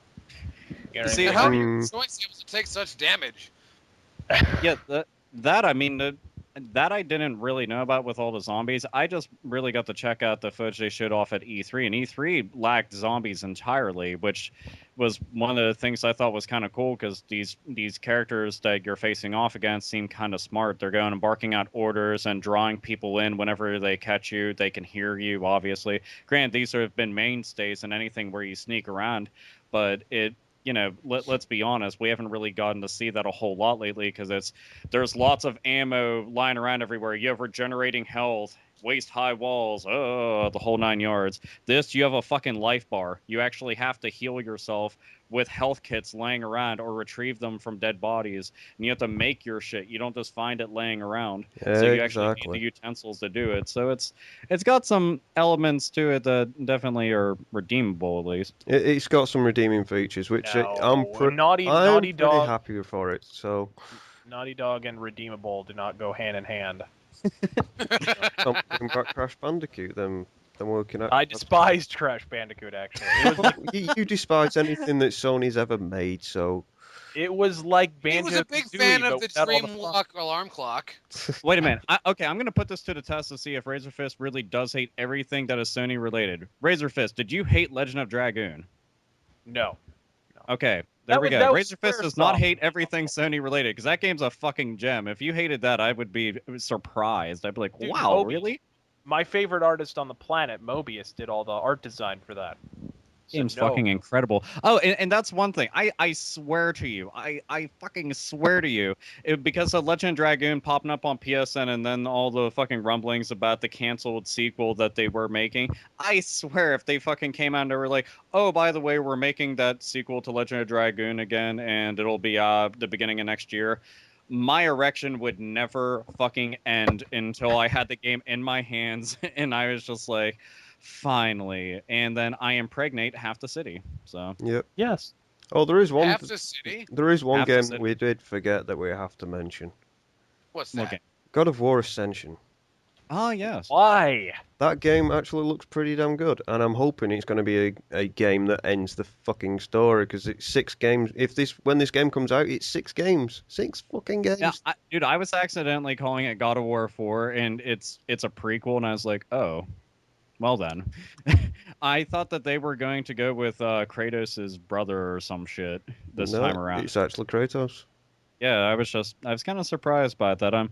The major thing that has me kind of happy is it looks like the gameplay's a tad bit faster from when an enemy's stunned and shit. It looks like instead of them taking lots of time to show Kratos ripping heads and limbs on dicks off and all the other crap, that it's just like it's one swift movement, like they're just swinging. It's just bam and continues, so it's more fluid in gameplay. So I'm hoping it's always going to be like that. Oh yeah, and I hope that this multiplayer that they're going to be bringing out works really, really well. Because if it doesn't work really, really well and it spoils the game overall, then they need to put Kratos to bed, unfortunately.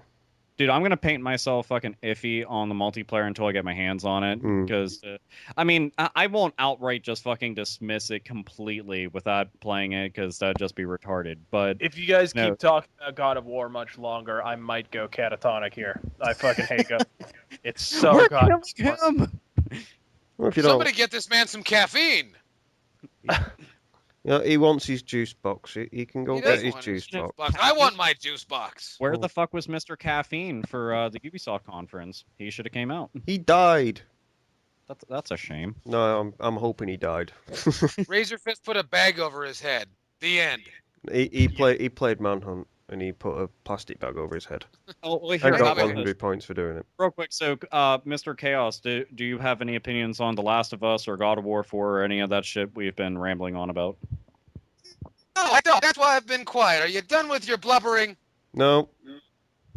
Well, I gave my juice then. There's one thing that just did not grab me about the Sony press conference, and that was, I don't know, all of it.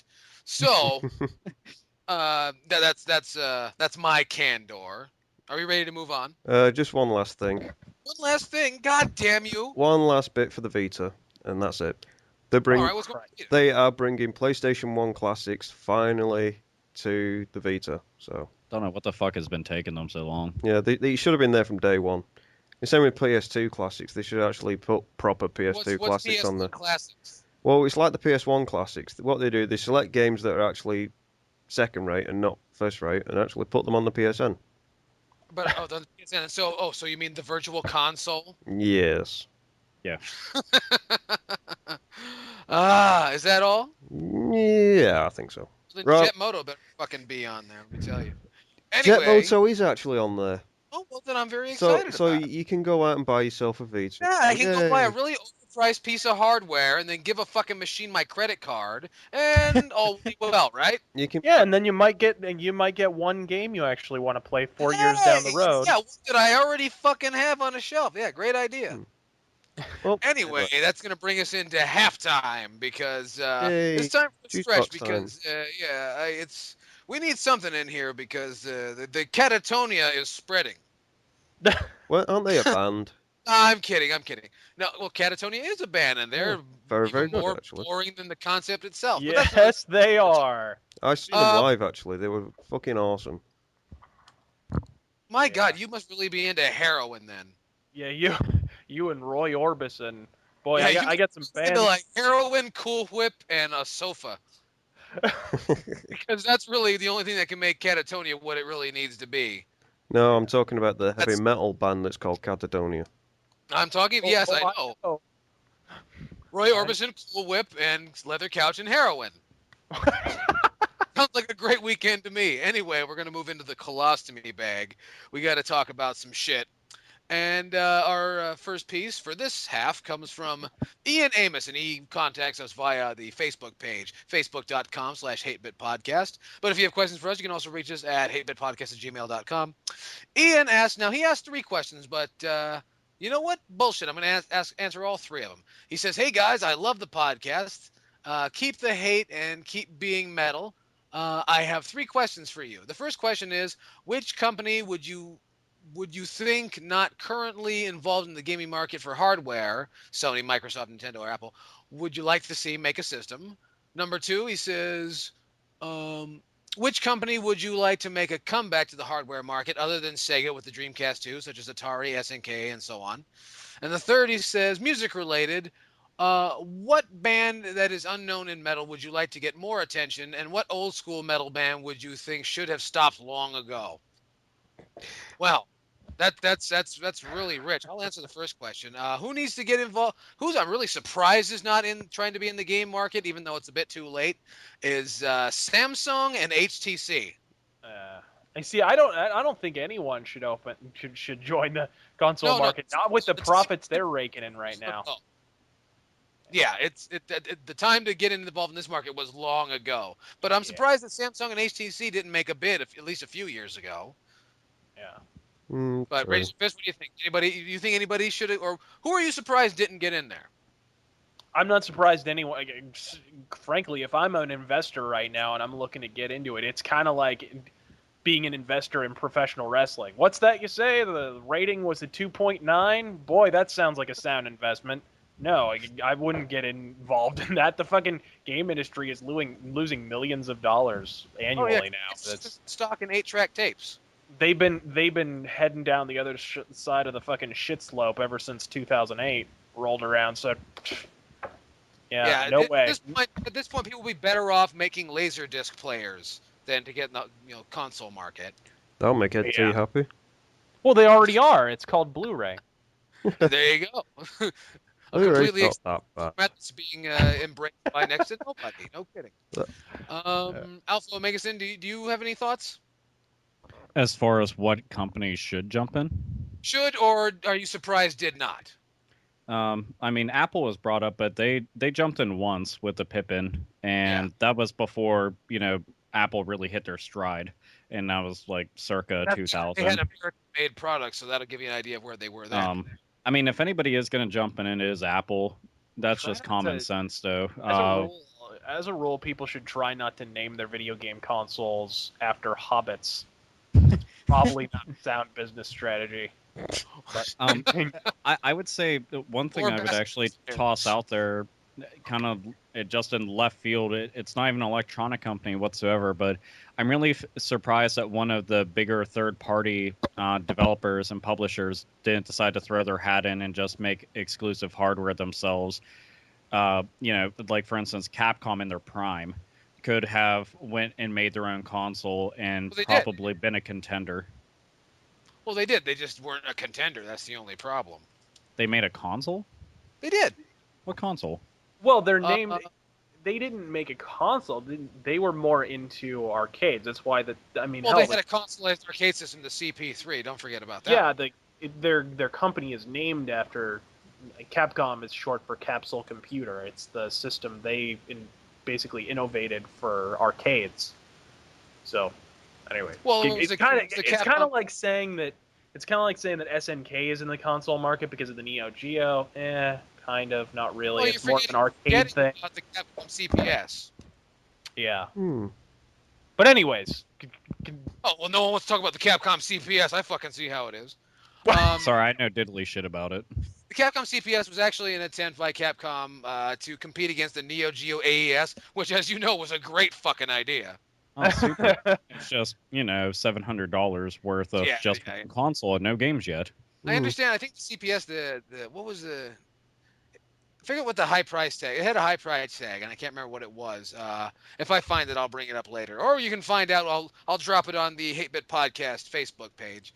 But anyway, the second question he asked, and he says, "Which company would you like to make a comeback to the hardware market?" Well, let's face it, there are no comebacks right around the corner. This is not classic rock in the year 1996. There are no big reunions coming around. This is the end of the road. However, who should have gotten in there? I would have loved to see another Atari console. I really would have. They could have called it the Atari poop. I don't know. But it would be lovely to see another terrible piece of hardware because I fucking love terrible pieces of hardware. I'm absolutely impressed by things like that. And clearly so is Sainted Magnus. You see this? You see this? Smack. Fuck you. No, well, now I've actually got the reins, I can actually say that I can answer the first question. I think we should have had, I don't know, Nokia make a console, because they were pretty, Nokia, really? They were pretty big back in the late 90s. Don't forget, with the mobile that phones. would have been nice to see the Finns actually get involved in something. That would have been good. Nice European console. To get back into the market. What about Tiger making those little Tiger Electronic handhelds again? Oh. That would be pretty good. Did you see what the Gamecom did, man? Yeah, I saw the Gamecom, but I mean, with today's technology, they could actually make something pretty special. Yeah, with today's technology, Tiger could make a game on your toilet. Oh no. Well, Sega's already done that. Sega beat them to it. Sega's done that. Oh. And the third question he wants to talk about: what band that is unknown in metal would you like to get more attention to? Razorfist, who needs more attention? There's a lot of bands. I would say the biggest one for me, it's one of my favorite bands on the planet. I use them in my show all the time, is a Japanese band called Anthem. They're fucking amazing. They've never released a bad album. In Japan, like bands that are less popular than them in Japan are relatively well known here, like Loudness and X Japan and stuff like that, bands that people over here have actually heard of. But Anthem sells like twice as many records as those bands, and they've just never released a bad album. So anyways, they're fucking awesome. They're like a Japanese Judas Priest, kind of. But they're fucking rad. There's a band that I have to plug right now, and if you're having a bad day, if you're having any kind of day and you want to fix your day, go to YouTube after the fucking podcast is over, goddammit, and you type in that search bar right there. You type in The Sex Machine Guns. And I want you to look at the first video that comes up. I don't care what it is. It will change your day, for better or for worse. Sainted? Mushroom Head. Mushroom. Do you want me to make you die? Would you like me to hit you with a hammer in the head? Can I hit you with a fucking hammer? Can I just explain why I said Mushroom Head? Absolutely fucking Mushroom Head. I should step on your nuts. Oh, fuck you. No, the thing is, Mushroom Head might be big over there. Or heard of over there. Over here, they're not that popular, so they've not actually been heard of. So, have you ever tried, and I know this is an innovative concept, have you ever tried turning on your radio? Yes. And tuning it to a rock station on the FM band? There is no rock. There is one rock station around here that they don't even play fucking metal. They play bloody... They play Mushroom Head, right? They don't even play Mushroom Head. There's nothing wrong with fucking Mushroom Head. I didn't fucking pass comment about your fucking rock bands that you decided to, race us with. Suck. You gave us a fucking band from Japan that nobody's ever heard of. I'm just saying a band that I am actually interested in. So I don't give a fuck what you guys think. I like Mushroomhead, and if you don't like it, you know what you can do. Fucking sit on your middle finger and swivel. They're my favorite aspect of Mushroomhead is how they're like a worse version of Slipknot, and that's saying something. I saw them open for They're Lamb only of... famous because they bitched that Slipknot stole their act. That's what they're famous for. Yeah, Well, they did. that's They were wearing masks Well, before even Slipknot was even thought there's of. also a couple of bands, and like I don't know, Alice Cooper, Kiss, Merciful Fate, Mhm. anybody who came from Norway in the 1990s. Yeah. and Crimson Glory wore the masks before Slipknot were a gleam in their father's nutsack. What's your fucking point? Yeah, true. But And anyway. Crimson doesn't. Anyways, Yeah, that's but the brings band that up- I want to see get more exposure. So if you don't like it, you know what you can do. Alpha, well, that's Alpha, very your good. turn. Alpha Mate. Well, just real quick, when we're talking famous, do we mean like mainstream every jack off and their mother knows of? We're talking Mushroomhead apparently. So Well, Someone you think is underappreciated. I mean, there's again, it's a rough question to answer because there's a fuck ton of bands. I can just list off random bands I think are amazing, and if they got more recognition, it'd be just better for everybody's ears. Are you well, finished no, I taking the won't piss actually. now? Shitbag. What's up? Yeah, I'm talking to fucking shitbag over there that's supposed to be the host. Unbiased. This is about Here, this I'll is just about list off. unbiased as Fox News is fair and balanced. Okay. Yeah, fucking Fox News. I'll just list off a couple of random bands that I think would be cool if they got a little more recognition. One of which is Cancer, even though, the underground scene, they know about them, but Cancer, fucking amazing band, like them a whole lot. Rib Spreader, another really good band. Don't know why nobody really knows about them, but whatever. Let's see. Toxic Holocaust, they're starting to get up there, but I think that they need to be known even more. Just really badass band. Stormtroopers of Death. I don't know how they didn't hit the mainstream because they've been doing it for years, and well, they're fucking awesome as far as thrash goes and everything like that. I don't know. Cacophony. I'm just listing off random shit off the There's a top of my band head. around here that really needs some appreciation. They're called Colombian Necktie. Uh, I'm pretty sure that's a Scarface reference. So check them out. Type in Colombian Necktie on your Google browser, and you'll get a hold of some really good grindy stuff. Anybody else we want to plug? I was just listing off random stuff. I mean, legitimately, it's just that's a hard question to answer because there's just so many fantastic bands, and it's like I would feel terrible just to give one band the recognition and all the other ones just are at the wayside. Well, still maybe we'll do it again. Yeah. Maybe we'll do it again.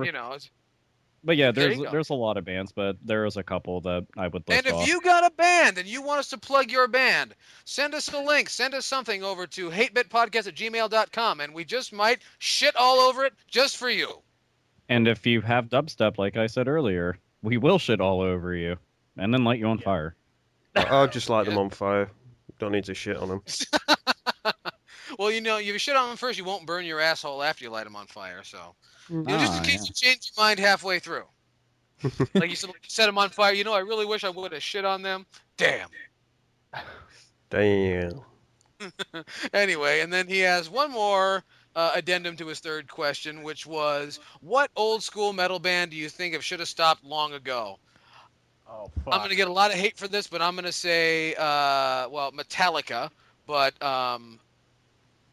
actually, the entire Big Four lineup, along with Testament, should have called it a day some time ago.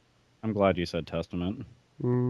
Testament was a great band, and what the funniest part is they've been living off this reputation of churning out mediocre albums that kind of remind you of their old material, and somehow tour on that every summer when they're on their vacation from their families. Basically. That's just the way I feel about it. Thrash was a very single-faceted musical genre that I love very much, but let's face it, I don't want to see 55-year-old men with cut-off sleeves. I've had it. No, we don't need to see those kind of roles, pal. Oh. Basically, For me, and I know I'm gonna get a fuck of a lot of hatred for this, but I don't give a fuck. Iron Goddamn Maiden should have called it a day Yeah. 10 years ago after they released Brave New World and spared us the last 4 albums of utter mundanity. I detest Matter of Life and Death. The Final Frontier was insultingly bad. Dance of Death was somehow even worse than either of those albums. I don't know how. And Brave New World got boring after a time. So Well, I Brave mean, New World, let's be honest, was 5 great songs repeated 1.5 times. the thing that Iron Maiden could do to salvage it is cut down the length on some of their songs, because I feel like the best Iron Maiden stuff is less than 3 minutes long. But there's shit on the new record, man. There is one song that was under, like, I'm talking about A Matter of Life and Death, not the Final Frontier, but on A Matter of Life and Death, there was like one song that was under 8 minutes, and that's just ridiculous. That's absurd, especially when it's like a Metallica album. When these songs have fucking 3 riffs in them and repeat the chorus 9 trillion times. It's like, this is not progressive metal, folks. Yeah, I don't think they understand that progressive doesn't mean painstakingly long. Yeah, and I think Iron Maiden jumped the shark for me about 2006 when I was playing their new record, Matter of Life and Death, in the store. I was working at a comic store at the time, and somebody walked up to me and said, "Is that Queensryche?" And I was like, "Oh shit, okay," with a triple axle front flip. But anyways, so Sainted.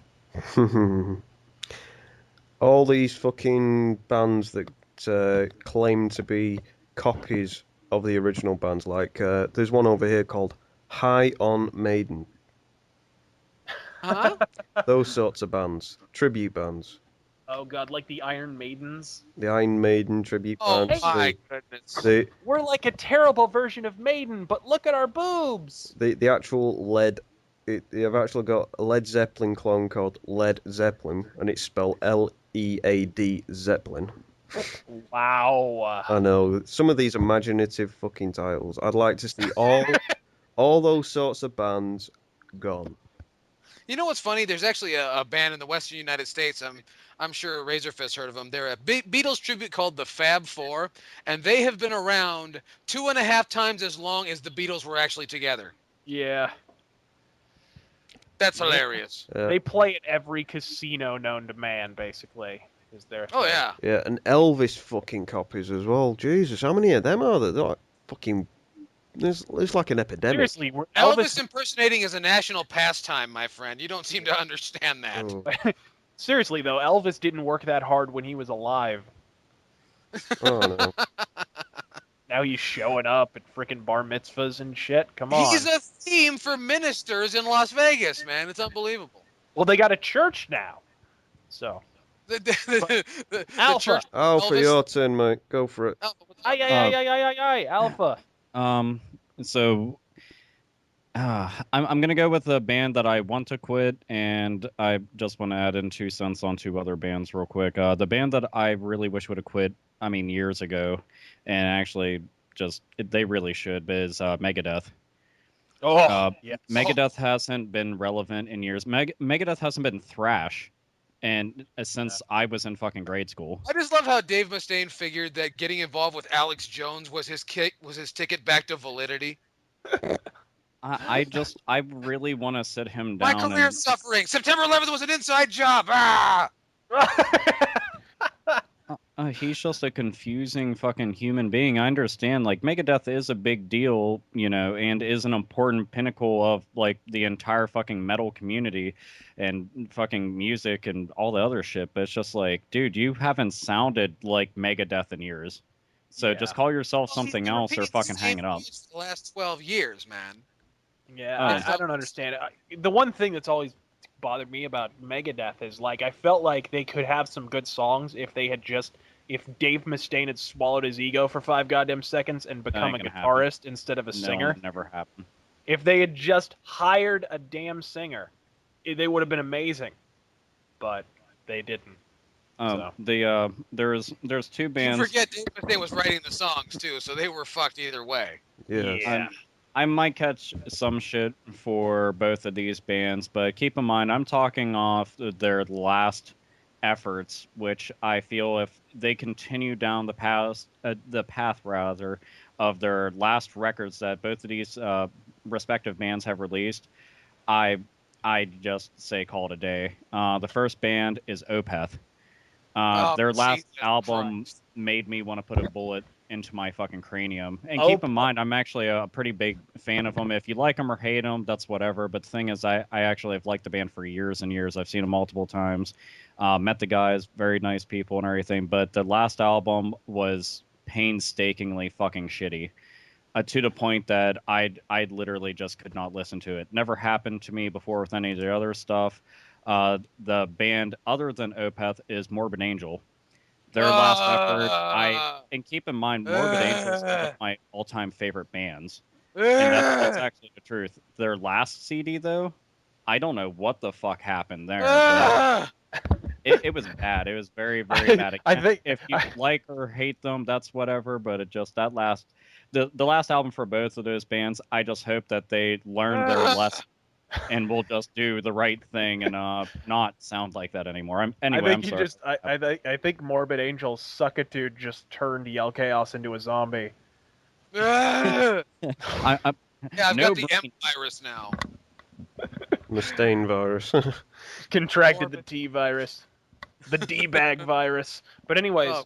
as long as we're trashing bands that sound like Opeth as far as their names go, how about OTEP? How about we retire that fucking vapid slag?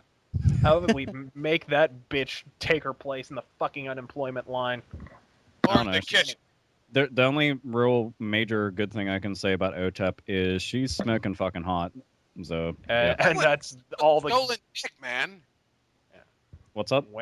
She looks like she lives outdoors under trash. That's okay. That just means that she'll be more excited when she comes. It'll be more exciting for her when she comes into a nice air-conditioned house. He smells like hot trash at low tide, man. Dude, that again, that's absolutely fine. I was just talking about banging Betty White earlier. Come now. I know, I'd rather rail Betty White than whatever the OTEP, whatever the shit. But that's just it. Friggin' OTEP and hey, I'm into old gods, man. You know, Arch Enemy and what was the other one? Sister Sin. It's like if you have titties, just being female and being in metal has more perks and than having Whitney. a slit in your dress.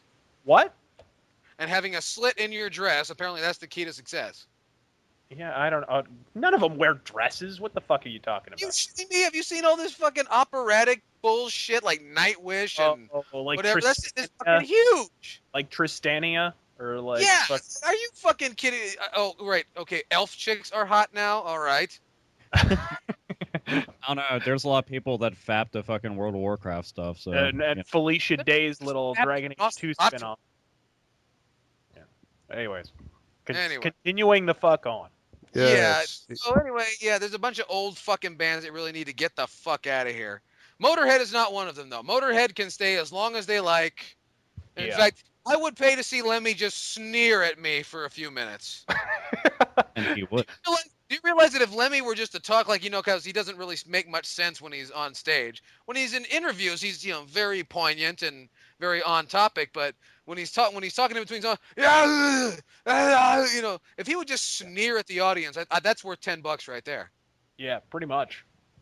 And they're coming back here. Gosh, I just saw them like 2 months ago, and they're coming back on tour. But anyway. Hey, yeah, they tour more than God, man. It's great. Seriously. But anyway. We have more mail actually coming to us from our hate bit inbox on YouTube, and this one comes from Amiga Games, and he says, "Thank you if you use this in a podcast." Well, you're welcome. He says, "I was wondering if any of you people, what do you mean, you people? That's just rude. Yeah. Have read computer/video game history books such as Game Over or replayed the story of video games? Thank you in advance." Well, if you mean Game Over, I think you're talking about Game Over, how Nintendo zapped an American industry, swallowed your dollars and something or other, and raped your grandmother. Something like that. I did read that book. I read it in middle school, I think like in 8th grade, or in fact, Mrs. Yellkaos and I were discussing it just a little while ago. That's a great book. It's a very inflammatory title, but it's actually very even-handed. I have not read too many of those books, but I actually just ordered the 1001 Video Games You Must Play Before You Die, so I'll have more to talk about on that. Anybody else read those books? I haven't. Nope. No? Not big readers over here. For being I RPG, don't read. you guys don't read. The video game books kind of suck, honestly. I'll read all the music biographies in the world and fucking. I mean, Of course, I'm a there's big drug in them.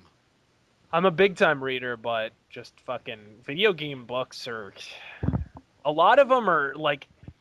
They're written by people who don't really even have that much of a perspective on the industry, and they weren't in an important, position when all of these things took place. Because all the people that are important in the video game industry are too busy still making games and making millions of dollars to write stupid fucking books about the industry. That's basically it. Or they write this manifesto that's absolutely just caked with technical jargon to where it alienates the audience. Yeah, basically. I was gonna say, if you want to read something that's really bad, read a video game joke book. Those What the pretty hell much. was that? Oh god. There's Yeah, I there's a think couple of them. I was on crack.com. Does anybody remember the one dude who was an editor for EGM named Sean Baby? Yeah. Okay, Sean Baby had put out this article about the worst video game books, and they were all essentially it ended up boiling down to joke books.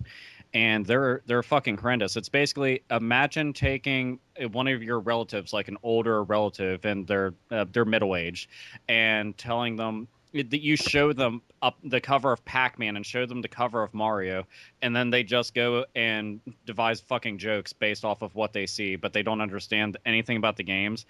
And they're just, oh my god, they're so fucking bad. Like, to the point, I felt fucking stupid for reading them. I was just like, IQ lowering, must stop reading, can't because it's so bad. Are these the kind of jokes that you'd find at one end of a popsicle stick? No, they're the kind of To jokes. be honest, they are worse than those. And I'm not saying that to make this sound more legitimate. I mean, literally, I've actually chuckled at some of those because they were so corny that they made me laugh. No, these were... You know when somebody gives you a punchline and it's not really a punchline, it's as if they're just following up to what they were saying, like, comma, I'm continuing my sentence. That's what these fucking jokes were like. And I couldn't believe somebody wrote this down and another person read it and was like, all right, let's publish it. It fucking killed me. I was like, this is terrible. Granted, they're from like the fucking 80s and shit, but still. Oh, yeah. It's like, what did Pac-Man say to the ghost? Oh! Yeah, dude, I'm not shitting you. That's the exact kind of stuff they'd have, and then they have like these terrible fucking like doodle drawings in there that any random fucking drunken tard could have fucking tossed together and put on there. And Can you they imagine were what paid. those books would sound like now? It's like, what did everyone in Resident Evil say? Yeah, and it's just like, ha ha ha, that get it? And it's just like, no, I don't. What's the joke? And they're like, oh, it's what Zombie says. And it's like, you had to explain it. Now stop. Yeah, I have to say, though, I enjoyed Game Over, even though I read it in 8th grade because the only thing I was doing in 8th grade was playing F-Zero and reading that book. It is a long book. So, I'm sorry, did I just drive this one into the ground? Yeah, you did pretty far. No, I think that was partially me too. So I'll take I know. Well, then let's pick it back up. Let's get the fuck out of halftime because it's time.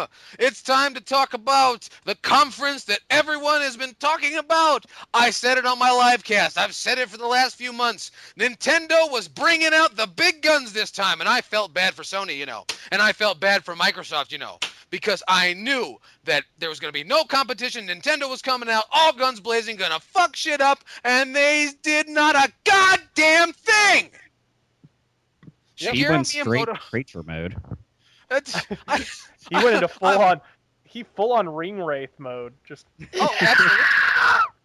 I'm gonna need a lobotomy at this point. I cannot fucking believe what I saw. I saw Shigeru Miyamoto in high def, which was a horrifying endeavor in and of itself. And of course, the big one, they're gonna open up the conference with Pikmin. Are you fucking shitting me? No, I'm not going to badmouth Pikmin because I know we got some Pikmin fans in the house. I know we got some Pikmin fans listening, but let's face it, Pikmin does not move hardware. Yeah. If you think Pikmin moved hardware, why don't you have a long conversation with the Nintendo GameCube?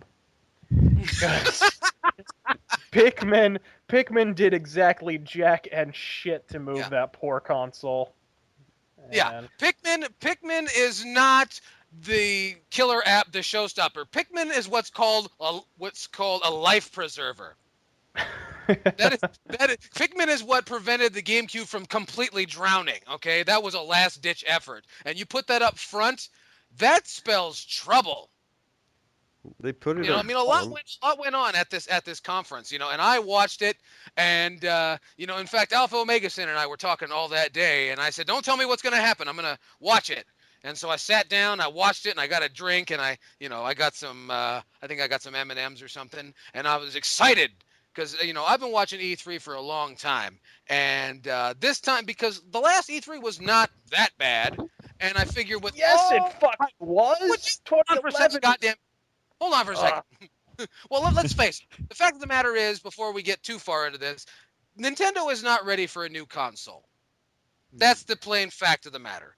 But it's coming out, so there's nothing we can really do about it. My point of view was I sat there and I watched this, and I remember Nintendo saying a few things about how there's going to be just a slate of new software. And what did we get? We got Pikmin and Nintendo Land.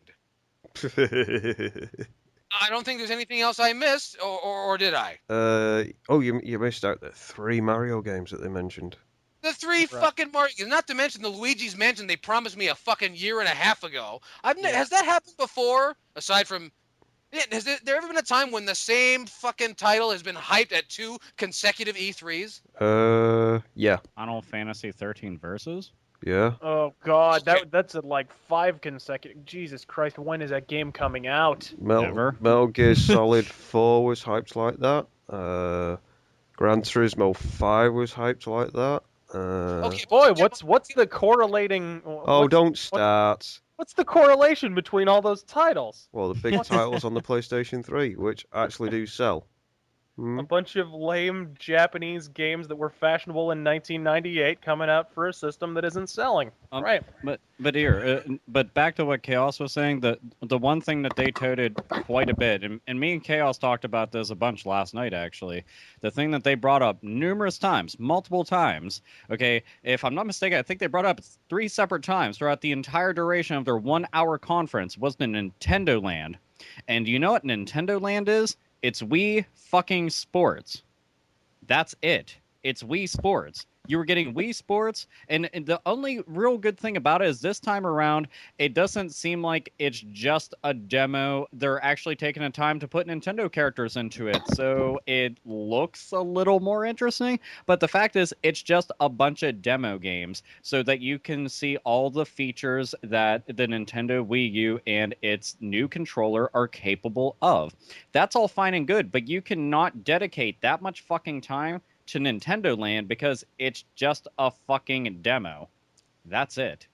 A demo. Well, that was the thing, is I remember when they got to the part where they're talking about, they set up the big display, Reggie Fils-Aimé by the way, Reggie Fils-Aimé was bitching and complaining about having to do the Wii Fit in a couple of years ago, and it looks like he's kind of dropped off of his Wii Fit regimen, don't you think? He did. He's too I busy. think He's too I have busy a keeping theory. busy I have a with theory it. that he's moonlighting at Cheesecake Factory again. Yeah, I'm telling you, man, that's definitely what's going on. Because if you look from, I'd say about the tit down, yeah, he's like bulging out in the center. Yeah, I don't know. His I equator- I can only assume a lot of mastodons have been wandering near his fucking cave recently, so he's had a little more fatty of a diet. A lot more gristle in that diet there, Reggie. I don't know, but you have to admit, man, he's got a forehead that you could fucking press sterling silver on. If his brow gets any lower, it's going to be around his fucking ankles. Yeah, he's got a Triple H brow going on. Oh, yeah. Oh, I'm sorry, Triple H brow. Yeah, I was gonna say at least add the ah. But you have to admit, at least Reggie Fils-Aimé doesn't have to wear a ball cap. He's kind of got that, that shade thing going on. Hey, wait a minute. So can we call him Reggie Fils-Aimé? So can we do that? No, Because, I mean, it that works. actually sounds cool. You just call him Reggie. No, that definitely makes it sound like porn. He's a goddamn Ooh, it. ooh. Yeah, Reggie. And it's just But like, anyway, oh, this is bad I, fun. I, I was I was watching this thing, right, and I'm sitting here and I'm watching it, and now number one, I got to see Shigeru Miyamoto in high def. That was horrifying. Then I got to see Reggie Fils-Aimé in high def, which is even more horrifying. And then I got to see New Super Mario Brothers U, which sounds like a university that I wouldn't mind going to, and I got to see it in high def, and I don't understand. Why is a cartoon in high def? Someone explain this to me quickly, because if other words, you're selling a high def unit to show me Woody Woodpecker cartoons. I'm It's the lost. same reason people buy films from the 1920s with rampant film grain all over them, recorded in a much lower definition on Blu-ray. That's why. Oh god. Same reason. Yeah. Same Oh yeah. In fucking- fact, I was perusing around the Mrs. Yellkaos and I were in a place called Fry's Electronics, and they actually had a Blu-ray version of a Cary Grant movie from 1949 called Mr. Blanding Builds His Dream House. Like, are people really breaking their balls to see, the cut over Cary Grant's left eyelid that he got in a bar fight with Randolph Scott back in 1934? Yeah. But anyway, back to Nintendo.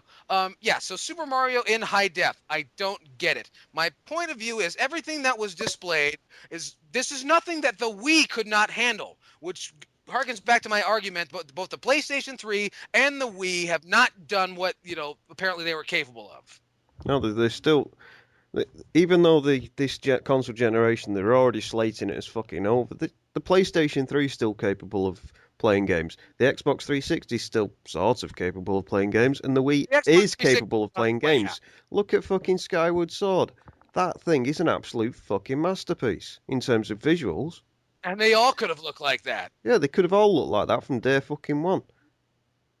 I think that we really need to touch on the real problem here. It doesn't have to do with the fact that we're getting 3 Mario games, and it doesn't have to do with, it being in 480 or 1080 or whatever fucking goddamn anything, really. It really boils down to everybody was expecting a true Mario successor, like a true Super Mario Brothers 4. Remember when we talked about the fact that they patented that name? Yes. Mhm. And that's what I was expecting. I shit you not. I was like, we're going to see Super Mario Brothers 4. I'm talking like balls to the fucking wall, just like Go back somewhere in that there has Nintendo's never been heyday. before, right? And we got another new Super Mario Brothers game. But you want to know what? That's not bad because I enjoy those games. What's bad is when you show off pretty much the same exact game on the handheld, and that game will be cheaper, and it's already readily available for everybody to go and pick up. So why pick up your fucking console when I could get the same exact thing because it looks the same, plays the same, will be the same amount of fun? So I don't get it. Why two the same thing at once? The funny part is to look at Reggie Fils-Aimé, Shigeru Miyamoto, and Satoru Iwata, and look at the shit-eating grins on their face, to where I think they actually believe that these are the big guns. If they're big guns, we're in trouble. Yeah, it seems like now. My theory is maybe they're saving the good stuff for the Tokyo Game Show, but I think so. we've already seen lots of examples that the Japanese just plain don't give a shit about video games anymore. Yeah, they really don't. And the Tokyo Game Show is in mid-September. This motherfucker launches like what? Late October, early November? Yep. That's unbelievable. Yeah. Well, This you guys have been Well, working and plotting for this? Well, to be fair, I mean, like we were saying, E3's fallen in relevance. As bad as E3 is getting, Tokyo Game Show, Gamescom, PAX, all these other conventions are doing much, much worse. Tokyo Game Show last year, the big story was virtually nothing was announced because it was just. Hey, guess what? Nothing. The whole thing. I know. It's like, hey, everybody, now that we got you here, check shit. Well, that's kind of what Xbox did, wasn't it? yeah. The exact It's same like, hey, model welcome Microsoft to our did. show. This is my middle finger. I'll see you. Well, welcome to the show. Halo 4 and Don Matrick. Later, guys. Oh, by the way, this is Usher. He used to sing songs a while ago. You remember him in 1998, don't you? Yeah. Yes. Well, Someone out there? 12-year-old 12-year-olds who are now in their mid-30s were very fond of him back in the early 90s. And then there was one time he used to dance on a curb. Yeah, it was the best stuff ever. Anyway, back to Nintendo. I'm severely distraught. I mean, they made these references talking about a ton of software, and what did they do? They gave us, a bunch of games for the 3DS they've been talking about for a fucking year already. There was nothing surprising. The saddest part is, now, not sad that it was a mediocre, because I expected mediocre. I didn't really get my hopes up too high, but in the back of your subconscious is like, well, they said this, this must be important, they said this. And at the end of the day, or at the end of the conference, it was more or less, here's a bunch of bullshit, and the rest of it we're going to leave to the third-party developers. Which brings us on to Batman Arkham City Armored Edition. Are you fucking kidding me? I know, that's what I'm thinking. Yeah, no, Armored Edition. Let's see. Me being the big they Bat include fanatic DLC? here. Wait, say that again. Is this the Batman Arkham City where they include the DLC? An armored suit. Yeah. As a matter of fact, it is. But No, it should just be. I'm just wondering when they're going to release the Batman Finished Game Edition. That's what I'm wondering. They are doing, apparently. That's what it should be called. Is just the Batman Complete Game Edition. That's all it is. Here's all the stuff that we kept cock teasing you with. Yeah, that's why it's $10 more. Yeah, basically. The major downside to Armored Edition is by the time it comes out for the Wii U this coming fall, the regular Game of the Year edition, which that's all it is, it's the Game of the Year edition with exclusive Wii U controls and features and the armored outfits. Yeah, so you get exclusive skins and some new controls. So you're getting the same exact game, but you'll be paying full retail price for it. Meanwhile, let's see, this will be fall, and everybody will be knocking down the price on everything, and the game will have been out for how many months now? Because it's out right now. You can get the Game of the Year edition right now with its terrible fucking box cover art. But you can go and get that. Let's see, by the time it comes out, the Armored Edition's going to be about $30 more than the regular Game of the Year edition, and it's going to be on consoles that most people already have. So it's just like, where the fuck was the exclusive? Like, I don't know. I want to run around the city as Nightwing. I want to see like more stuff, more story, more gameplay. Give me a new island to fucking jump onto and run around and fucking beat the snot out of motherfuckers. Give me something. But I want to like it. I want to like everything. I'm just hoping that they got some more in store. That's all I can say. Maybe their explanation is, metal's expensive these days. Oh, God. There's a war on. I wonder who started it. Ooh. You take it easy now. So, my thoughts is Nintendo, I won't say they dropped the ball. I think they put out the best conference they could have, or they're just fucking with us, one of the two. But the thing was, and this is the way I feel, with the way you look at the video game industry losing money the way they are, the time to pull out the big guns was now, and they missed it. Mm-hmm. And I don't see things getting any better. I think that they can't be holding anything else back. I mean, you cannot build hype from September to the Christmas shopping season, which is November. You cannot do that. Not with this lineup. No, not at all. And that's the thing. This is when the hype begins. We're going to see a price drop like in December, which has never happened before, but I'm making a prediction. Actually, and they didn't even talk about how much the goddamn thing's going to cost. Yeah, they did nothing to inspire people to talk about this fucking thing. Nothing. They expected this fucking console to sell itself, and it is not. It can't. It is too complicated of a concept to just put it out there. Hey, buy this. Well, what does it do? Well, it's the Wii U. It never works that way. You saw what happened with Nintendo with the GameCube when they thought the Nintendo name would sell the console. Didn't work. You saw what happened with Sony with the PS3. They thought the PlayStation name would sell the console. Or the Blu-ray name would sell the console. A new technology that no one knew about. Yeah, well, either way, it's just a misstep from all sides. You can't. You got to have a reason to own the console. Period.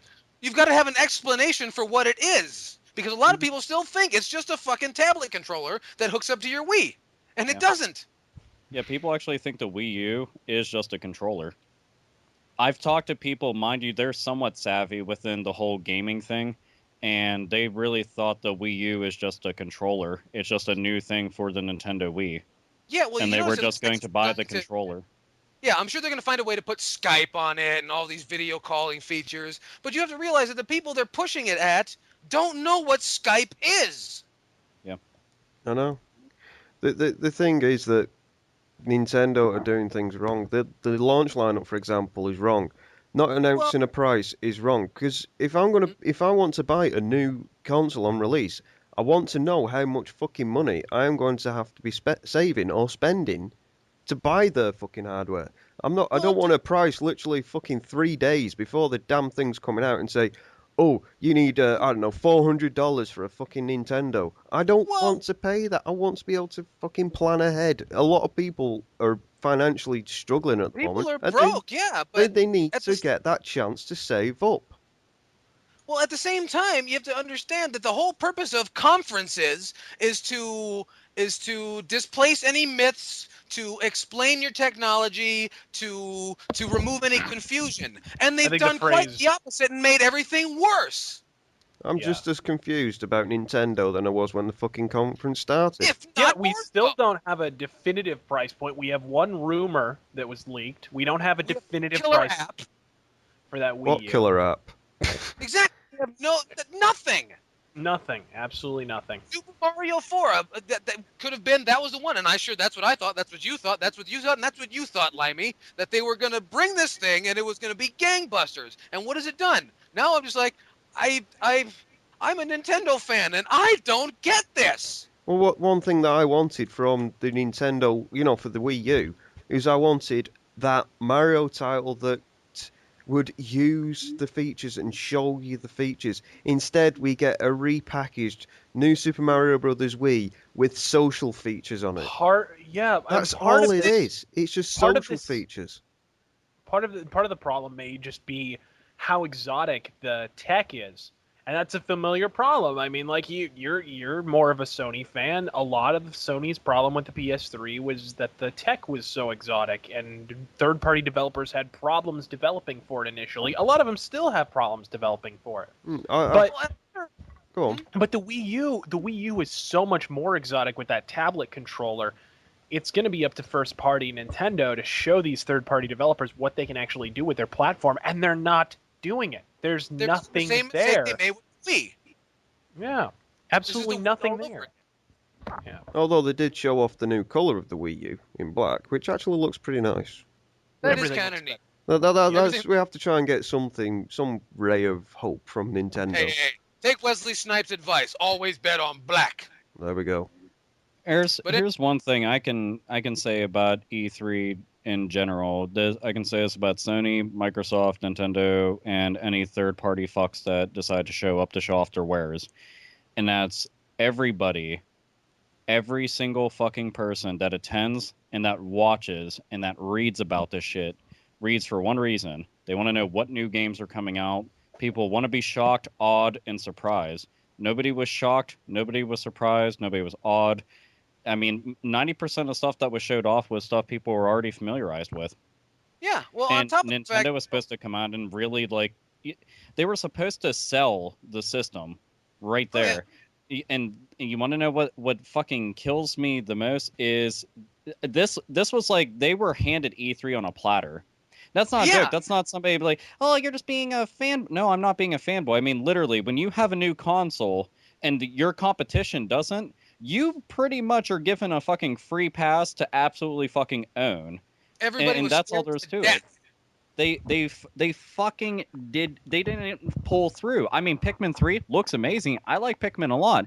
Is Pikmin the AAA caliber fucking console moving game that they need? No. Yeah, It's not. look, and anybody can go and argue, what were you expecting? Legend of Zelda? Mario? Metroid? Yeah, motherfucker, I was. Or I was expecting them to come out with a new franchise that absolutely blows my fucking nutsack off. Just from I was just how expecting a awesome it is. game of some kind. Yeah. They say, oh, we do have games. We've got Nintendo Land. Fuck Well, off, Nintendo Land. It's a and theme Nintendo- park. And they went and announced a bunch of third-party titles, a bunch of third-party support on day one for it. Again. which doesn't tell you much because you know they're not going to use the Wii U features to really justify buying that version of the game over the PS3 or 360 version. Here's a question: do any of you even know? Because I'm actually still struggling with this right now. Hardware-wise, graphically, is this thing on par, below par, or exceeding what's out right now? It's above from what we've heard, but this is a rumor, so Yeah, we don't really they know. haven't said anything. Exactly. That's my fucking issue right there. Is that we went into E3 expecting answers for a ton of fucking stuff because the system has been a goddamn mystery. All we fucking knew about it was the name, and we knew that it was a fucking tablet controller. We get and that it's available in black. There. And we don't know what kind of horsepower this motherfucker is really choking out. Everything I've seen so far looks on par with pretty much anything I could see on a 360 on PS3. It doesn't look like it's exceeding that. So how is this preparing for the future exactly? Well, and it's fucked up, man. Well, what's amazing to me is there was two fatal missteps here. Number one, Nintendo expected that their new hot shit technology was going to impress the shit out of the entire consumer base. Number one, consumers don't give a fuck about horsepower. Tech heads care about horsepower, and tech heads play PC games. Number two, they didn't say a goddamn thing about their technology. So make up your mind. Is this technology going to lead the way or not? Yeah. It's just going to be another Wii all over again. I still say, incidentally, of the three major companies' press conferences, I still think Nintendo didn't shit over themselves as much as the other two. They still, but that's not saying much. It isn't saying much. It's just like last year. It's just like last year. In 2011, I felt like Nintendo didn't shit all over their hands as much as Sony or Microsoft either. Yeah. But once again, it's Crown Prince of the Turd Playground. It's not an achievement. You know what I mean? Well, here's the thing. The thing for me is, people ask me, I've already got a bunch of questions. Well, who do you think won? I'm like, well, this thing was only over a couple of days ago, but who do you think won? Who do I think won? Nintendo won. But Nintendo won with the most mediocre fucking presentation I've ever seen, and that saddens the shit out of me. That is the seventh trumpet herald saying that things are bad. Things are worse than bad. I'm not going down with the ship, I'll tell you that. I mean, it is pretty bad whenever you come out swinging with a console that everybody was excited to see what they were going to offer, and the only really big game that you were going to toss out there was Pikmin 3. And Nintendo had. Fuck Nintendo Land, because it's a goddamn demo. That's it. You want to know what? Nintendo's in like 25 minutes. Yeah, they took up a bunch of time showing that off, and the thing is, some people are like, why are you making fun of it? I bet you'll play it. Yeah, I will, but I don't want an hour presentation that's very important. Okay, very fucking important. If anybody says E3 wasn't important for them, you don't know shit. Okay, E3 is very fucking important. If you don't believe me, go check Nintendo's fucking stocks as soon as E3 was over. Trust me, E3 is pretty goddamn fucking important. They dropped the motherfucking ball, and for no reason. I would have been fucking pleased, okay, just goddamn fucking happy if they would have just gave me a fucking highlight reel of shit that isn't finished, okay, just something for me to go and salivate over along with the rest of the goddamn gaming world. I would have been fucking happy with a goddamn fucking CG trailer, especially when they go and cock tease you with that fucking Zelda trailer that they showed off, that quite literally they said that we could do something like this, and it was just like that Final Fantasy VII one that they did for PS3. It was like, you show us an awesome trailer and that's not a game? What the fuck kind of mental malfunction are you fucking suffering from? How many times were you dropped downstairs when you were fucking bored? It makes no sense. And you came out swinging with nothing. Not a goddamn thing. A fucking Nerf baseball bat, and you're fucking going up against a tank. Good job. Well, that's the worst part of it, is the way that, and here's what I'm thinking. Either A, this is all they've got, or B, they're still working on it. And this motherfucker is supposed to be done. So it still leads me back to this is it. So, judging by this press conference, do you think we should be as presumptuous as to say this system will probably be pushed back? I have a feeling it's going to be pushed back till next year. Dude, if they push it back, I'm telling you, they're fucked. There is no way that they could push it back. They cannot back out of this now. Yeah, if they push it back, I'm telling you right now, if they push it back, because they're lined up for the holiday shopping season, That that will right there destroy is when consumer you launch your. confidence overnight. Yeah, if they. Yeah, but think about it from their perspective.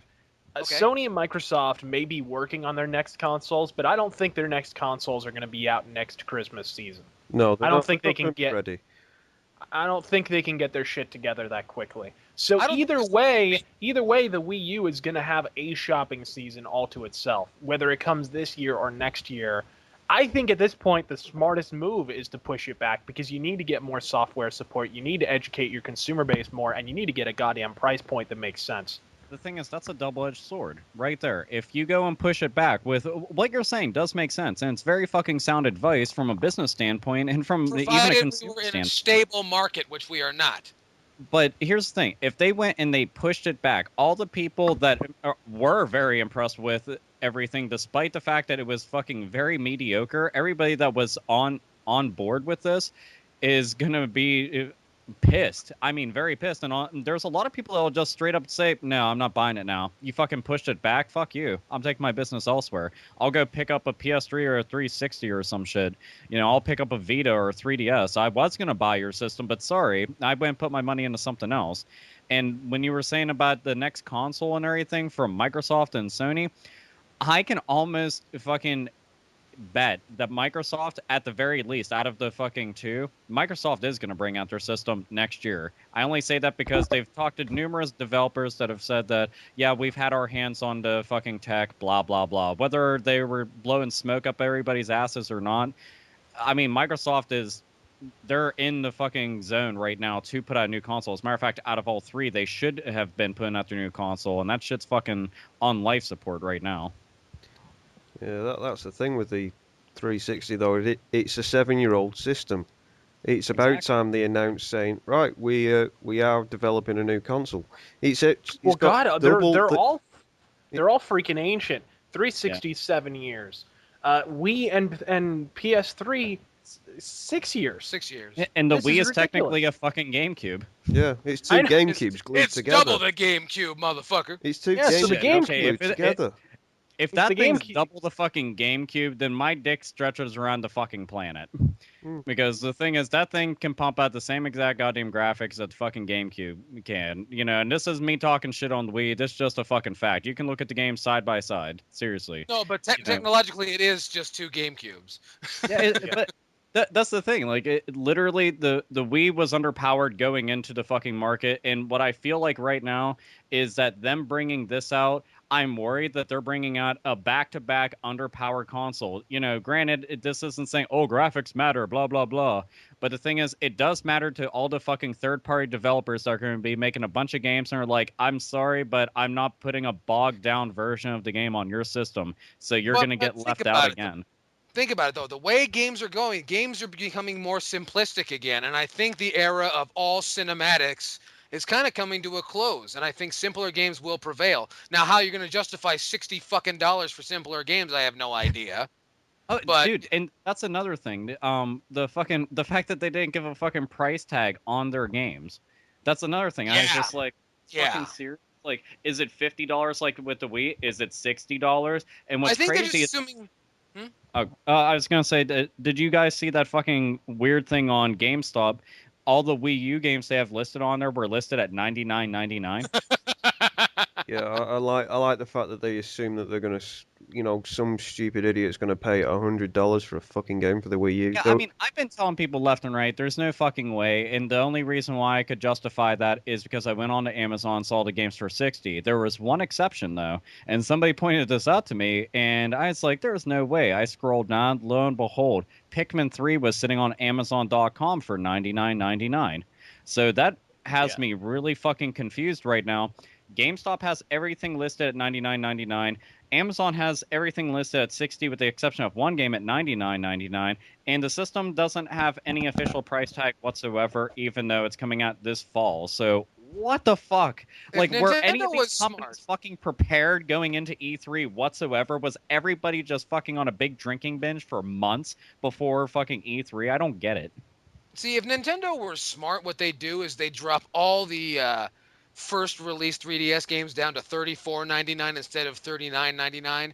And Yeah. make sure that the Wii U games remain at $49.99 like the Wii games, because we know that they're going to have less plastic used. We don't even know what the media is, but there's going to be less plastic Disc. involved. Well, I know disc, but the name of the format, so on and so forth. But there's gonna be less plastic involved to make the cases. They're not gonna include a fucking book, and it's gonna be a much lighter weight package, cost a lot less to produce, and they're gonna expect us to believe that it cost more.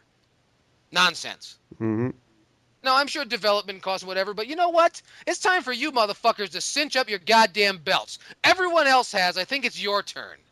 Yeah, and beyond that, you bring out the games cheap, you have the higher chance that all the people that couldn't afford it and kept on saying, "I'll get it if it's cheaper." Well, those same people, since you have all your games already cheaper, will more than likely be able to jump on the bandwagon. And all the people that are just looking for a new game, like, "Oh, I'll pick this one up. Why? The price is right." And Bob Barker reference something, grab women's Oh, yeah. asses and talk about neutering animals, but. Regardless of all that, they need to price this shit right, because if Nintendo comes out swinging with their new console, which obviously isn't being prepared as well as it should be, and it's got a high price point with high price point games, yeah, they're pretty much going to be fucked again. Yeah. And they need to get rid of Reggie Fils-Aimé. Back to the Cheesecake Factory, not the Cheese Fake Factory. Well, then again, that might have worked in that name, so yeah, I think I'll stick with Cheese Fake Factory. He's got no charisma whatsoever. Here's something. Why is it that every time somebody came on stage during the Nintendo conference and he was interacting with them, it was like watching two people learn how to talk for the first time? Because there was these weird pauses in between each of their sentences. It's like, "Hey, welcome. Well, thank you, Reggie, for having me here at E3 2012." And it's just like, is this fucking serious? Like, are you just learning how to fucking read, or is somebody just Seriously, telling you how to I always say love this? I always love that when they bring in a celebrity, or God, even a developer. Have you ever seen Kojima give like a speech at one of these things? I haven't seen friggin' choreography that well rehearsed since the Lee Harvey Oswald fucking prison transfer. But the fucking he'll sit there and he's got his little teleprompter and he's like, "Oh yes, and now Jack, insert employee's name here, will have the controller, and he will be looking at a screen that is in no way pre-recorded and be giving his completely genuine reactions of said game." And there's these like 3-second like pauses in between each fucking word. I just fucking love it. Actually, OneUp.com was doing a whole thing. They did a whole fucking feature the week before E3 about the just physically painful acting. But anyways, You want to know what? At the very least, and I'll say this much: even though E3 for the most part was a fucking snore, there was no surprises, nothing really all that exciting, with the exception of a handful of games, which, I touched on, you guys have touched on, and everything, sexual harassment, whatever. But the main thing is, at the very least, we didn't have paid child actors come out and act like they're talking to a fucking tiger. And that to me made me feel a little bit better, because if I had to see that shit happen one more time, I was probably going to go there and kamikaze myself in the middle of a crowd. yeah, but isn't it fucking annoying though when they're looking at the screen, like you're getting a live feed of the screen while they're playing a demo of the fucking game, and then they keep looking over, or like they keep transitioning to a shot of the screen as seen over the shoulder of the guy standing on stage, like the guy standing on stage with a controller in his hands diddling himself is what we really came to see. Yeah. Yeah, I never understood that stuff, but they're just the entire fucking show. I mean, did I expect to be absolutely blown away by every single company? No. Did I expect some new fucking franchises from each respective, like, of the big three? Most certainly, especially Nintendo. And I know that in general, all of us have pretty much kind of bashed the shit out of them, but it's kind of hard not to, because you expected the most out of them. Whether you're a fan of them or not, you kind of expected them to literally bring out the big guns and fucking fire them, and it's going to be amazing. Did that happen? No, I wasn't wowed, except for by Pikmin 3. Pikmin 3 looked fucking awesome. It really did. But I wanted more. That's the thing. A lot more. I expected a lot more, and fucking long-term fans, And new people who are new to the gaming scene deserved more. That's just all there is to it. Yep, They underdelivered. Yep, Nintendo was supposed to bring the cannons, but they brought potato guns. That's it. So that leads on to our segment. Everybody else's favorite segment, the rant. And Yellkaos is going to take this one this week, and he's going to rant about our good old friends Nintendo. Go for it, lad. Yeah, if you haven't had enough of Nintendo, I'm just about fucking sick of Nintendo. Thanks to these fine folks, the ones who nurtured me and then, decided to take my money for the next 20 years. I am just absolutely stiff with rage. I shot a text message over to Alpha Omega Sin and I said, how is it that I am brimming with rage, yet feeling passionately underwhelmed? I don't know how that's possible, but let's go over what was promised to us and what was delivered, and then I'll get out of your hair because I'm gonna snap a vertebrae at this point. You're gonna cry. Nintendo, right? No, Nintendo claimed they were going after the hardcore gamers. They made a claim that this was going to be a turning point for Nintendo. They made a claim that they're going to have superior technology, which is going to lead them and the rest of their fans and so on, lead the industry into, I guess, what remains of the 21st century, which actually looks a lot like the 20th century, but, that's another discussion in and of itself. We need to discuss, right? We need to discuss the fact that hardcore gamers, they said they were going after hardcore gamers. All I saw was, here's what the Nintendo press conference was to me. It was Nintendo spending 1 hour and 10 minutes trying to reel in an audience, the casual audience, an audience that threw them overboard 27 months ago. The casual market is gone.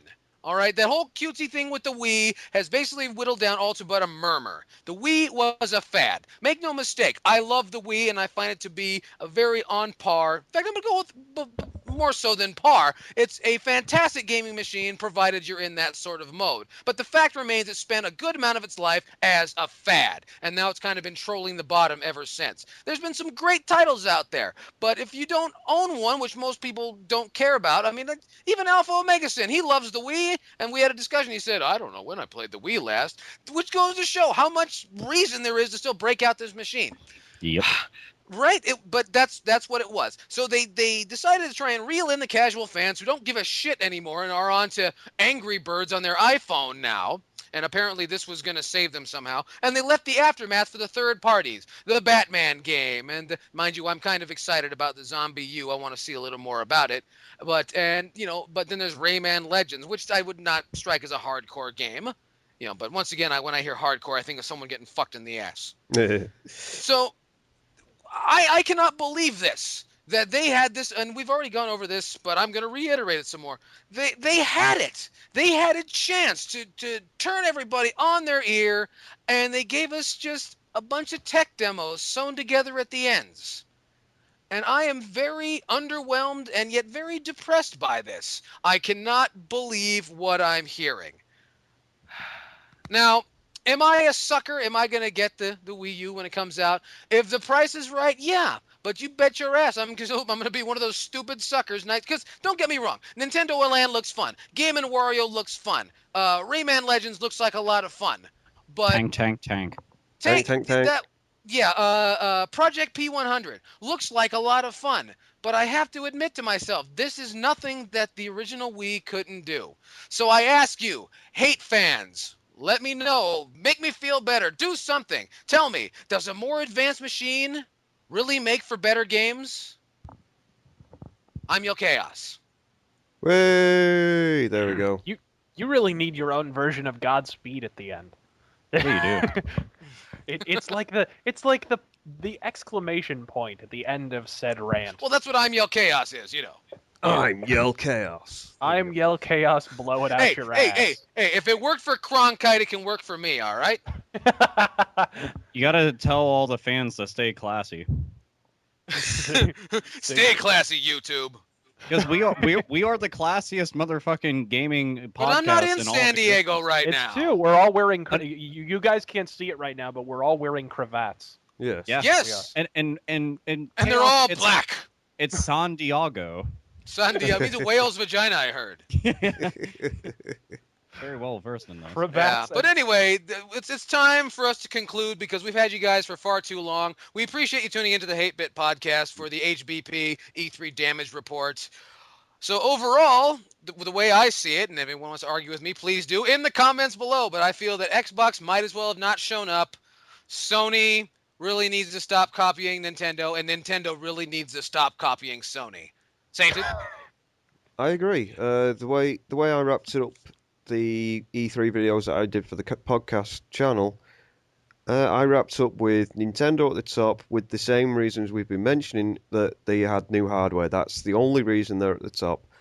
Would you say that they were most important because they didn't suck as hard? They didn't suck as hard, but they all three sucked. Like you said, Sony in the middle for that same reason. They didn't suck as much as Xbox did. Xbox, as we've been saying, might as well have not bothered. That's it. I've been Sainted Magnus. I'll see you next time. Fuck it. Razor Fist? I'd like to leave you with one simple thought. If you buy Shitman Abomination, you aren't part of the problem. You're the problem fucking incarnate. I'm Razor Fist, God fucking speed. And my good friend Alpha Omega Sid. I'll put it in order. Nintendo came out on top. Sony just right under Nintendo, filling up their ass. And Microsoft sitting at the very bottom, unfortunately, kind of like with Human Centipede, they hate everything. So, yeah, that's pretty much the order for me. E3 was underwhelming. I'm sure many of you... And that's been it for our show. We thank you very much for tuning in. If you have any inquiry of any kind, reach us at hatebitpodcast@gmail.com. Don't forget to like us on Facebook because you know you like us. Anyway, you guys have been great, and we have been the Hate Bit Podcast. Go fuck yourself, San Diego. See ya!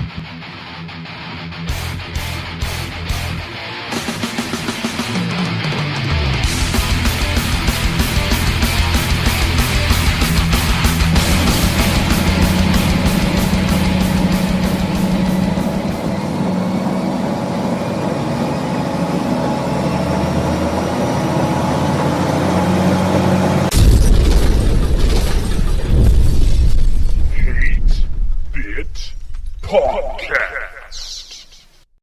Right, where's the Bye-bye. body bag?